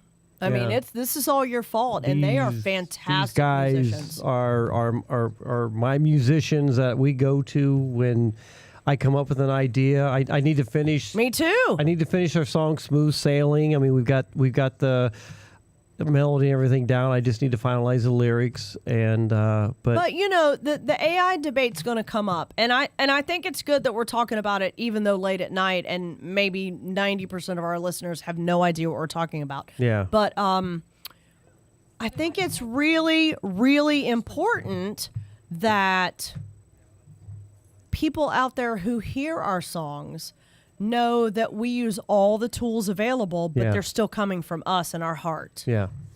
You know? I'm not against anything when it comes to, songwriting. I mean, seriously, I have songs that I wrote back in the 8th, 9th, 10th grade that I look back and I look at now and I'm like, I had a teacher said, who wants to turn this poem into a song? Right. And I'm like, I raised my hand and I did it, and I did it, and she was like, oh my God. And when I went to graduation, she wanted me to play it, and I couldn't do it because I was like, no, I can't do it. Here's a good idea. So I know I won't be here. I mean, we will be here, but I won't be on the radio next weekend. What if one of your little things on the radio is, send us your favorite line. Send us an idea for a song. Yeah. Send us and then you write a Tiki Man Friday night, like we all write a song together. How fun would that be? Well, I like that because it's because Callie might say, sitting in Callie from Cali, sitting. You know what I mean? Yeah. There might be some really crazy things. People go, they'll send us your idea. Send us one line. Well, you know what? What I think we might want to do this a couple weeks, at a time. Yes. And then say, by this time frame, we're going to have some kind of a song sub. Because that was one of the things I had said years ago. I had sent a message out to our fan base, and I said, I want to write a song from you. And send me a lyric line, send me a chorus line, send me an idea. Yes! And I got nothing. Are you serious? I got nothing. On air. On air. Beechy Shell Hideaway. So I think that would be a really cool thing to do. I mean, I think it would be fantastic. I'd be willing to do it. It's like, you guys send us lyric lines, send us chorus ideas, send us... And it doesn't matter how dumb you think it is. No, because I took a songwriting class when I was in junior high, and the person that was running the class said, write stupid. I'm like, what does that mean? Write the dumbest things, because that's where the hooks are. Yeah. And that's not to make you feel dumb, but the dumbest thing, like write stupid. Yeah. Write think about I want to hold your hand. Yeah. How dumb is that? I want to hold your hand. Yeah. Like keep it How simple is it? Keep it I simple. want to hold your hand. Write stupid. Yeah. And I do that on occasion. Sometimes I get a little more involved than I want to. But how cool is it to write something, because the dumber, the better, because it's a hook. I think for me, what I do sometimes is I overthink the process because I want... Same. Because, I'm looking at it, it's like, I want to write a song, and I don't want it to be palm trees, feet in the sand, sandals. I trying to get away from the norm. I'm trying to get away from all this tropical stuff, but I want to make it tropical. I know. And make it, more of a meaningful song versus... Oh, I get it. Here I'm sitting in Key West. I got my feet in the sand. I got a sand. Oh, look at the coconut. And the palm tree and the birds. So I'm trying to find something that really is, powerful. About being where we're at, but it's I think if you're Friday night, you start like not even a contest. Just say, hey, it's time now. Send us your best lyric. Yeah. So Maureen goes, for the love of God, this is all in capital. For the love of God, do not use any of Callie's ideas. Trust me. What? Callie. Oh my God, too funny. I love you, Mo. Mo, you're crazy. So I'm hoping to end this. I'm hoping my album release will be in May or July of 26. I have 10 or 11 songs I think I've decided on. So we'll let you know what's going on. You got to let me know so I can debut it Absolutely. on the show, for crying out loud. I'll be 52 and I'll have my first album out. And it's not that I want to become a star. I just want to make sure I do it and that I have done it. I totally get what you're thinking, because I'm always thinking, for me, it's like, I know. What's next on my list of things that I can say that I am, At least I did it. If it's a flop, I don't care. Yeah. At least I did it, and my songs are out there. Yeah, I totally get that. Tiffany, thank you for being such a part of our show tonight. Hey, thanks for having me. I want to get to one last song of the show tonight, and I want to do a Jimmy Buffett song to close us out for the night. Please do. And hang around for a minute, because after the song plays, we'll close it out. And we're gonna be here. Let's see. Callie goes, weenies and string bikinis. That's okay. What's wrong with that? and then Maureen goes, see, I'm right. So so I have a song that has a line that says beer lies and bikini ties. It's a little bit the same, right? Well, at least there's not a weenie in there. Beer lies, not just blue skies, but everybody gets wound up. Beer lies and bikini ties. Well, there's not a weenie attached in there, is there? No. All right, let's get to one last song to close out the evening, guys. Thank you for hanging out with us. Maybe it's cold outside, but in Key West, it's super freaking warm. Loving it! I really can't stay. Baby, it's cold outside. I've got to go away. in. hoping that you drop So in. very nice. I'll hold your hands, they're just like ice. But my puppy will start to worry. My goodness, what's your She'll be hurry? racing and pacing the floor. Listen to the fireplace So roar. really, I better scurry. Bubba, please don't hurry. Maybe just a half a drink Put some more. records on while I pour. Neighbors might think, Baby, it's bad out there. say, what's in this No drink? cabs to be had out there. I wish I knew Your how eyes are like starlight to now. break this spell. I'll take your hat, your hair looks well. I ought to say no, no, no. Mind if I'm moving closer? At least I'm gonna say that I What's tried. the sense in hurting my pride? I really can't Oh, say. baby, don't hold Ah, out. but it's cold outside.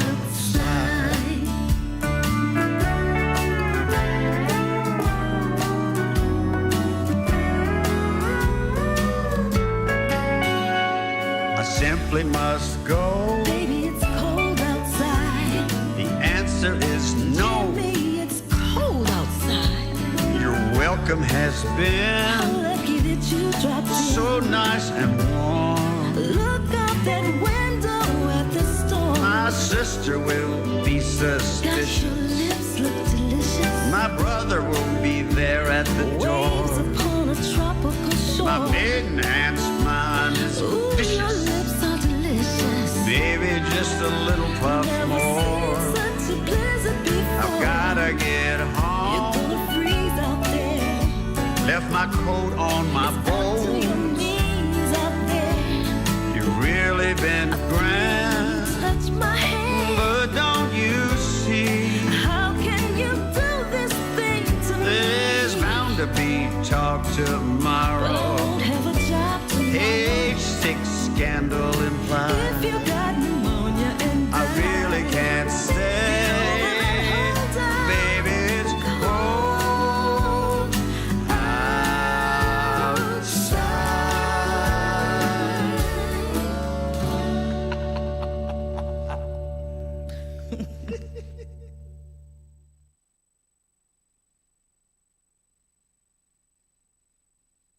Hey, this is Sweet Harriet from New Hampshire. Thanks for stopping by and tuning in to Coastal Confessions with B-Man and Michelle on Tiki Man Radio. This is B-Man and Michelle's radio station on a Friday night, Tiki Man Radio. Thank you so very much. Michelle is over on the Michelle's on the couch. And so is my husband, Mike. And so we're the Mike Green. We're just sitting here like, wow, crap, music stopped. So we're having Really such a great can't conversation. stay. So we appreciate every darn one of you guys who hang out with us. We love we y'all. got one more show for the year.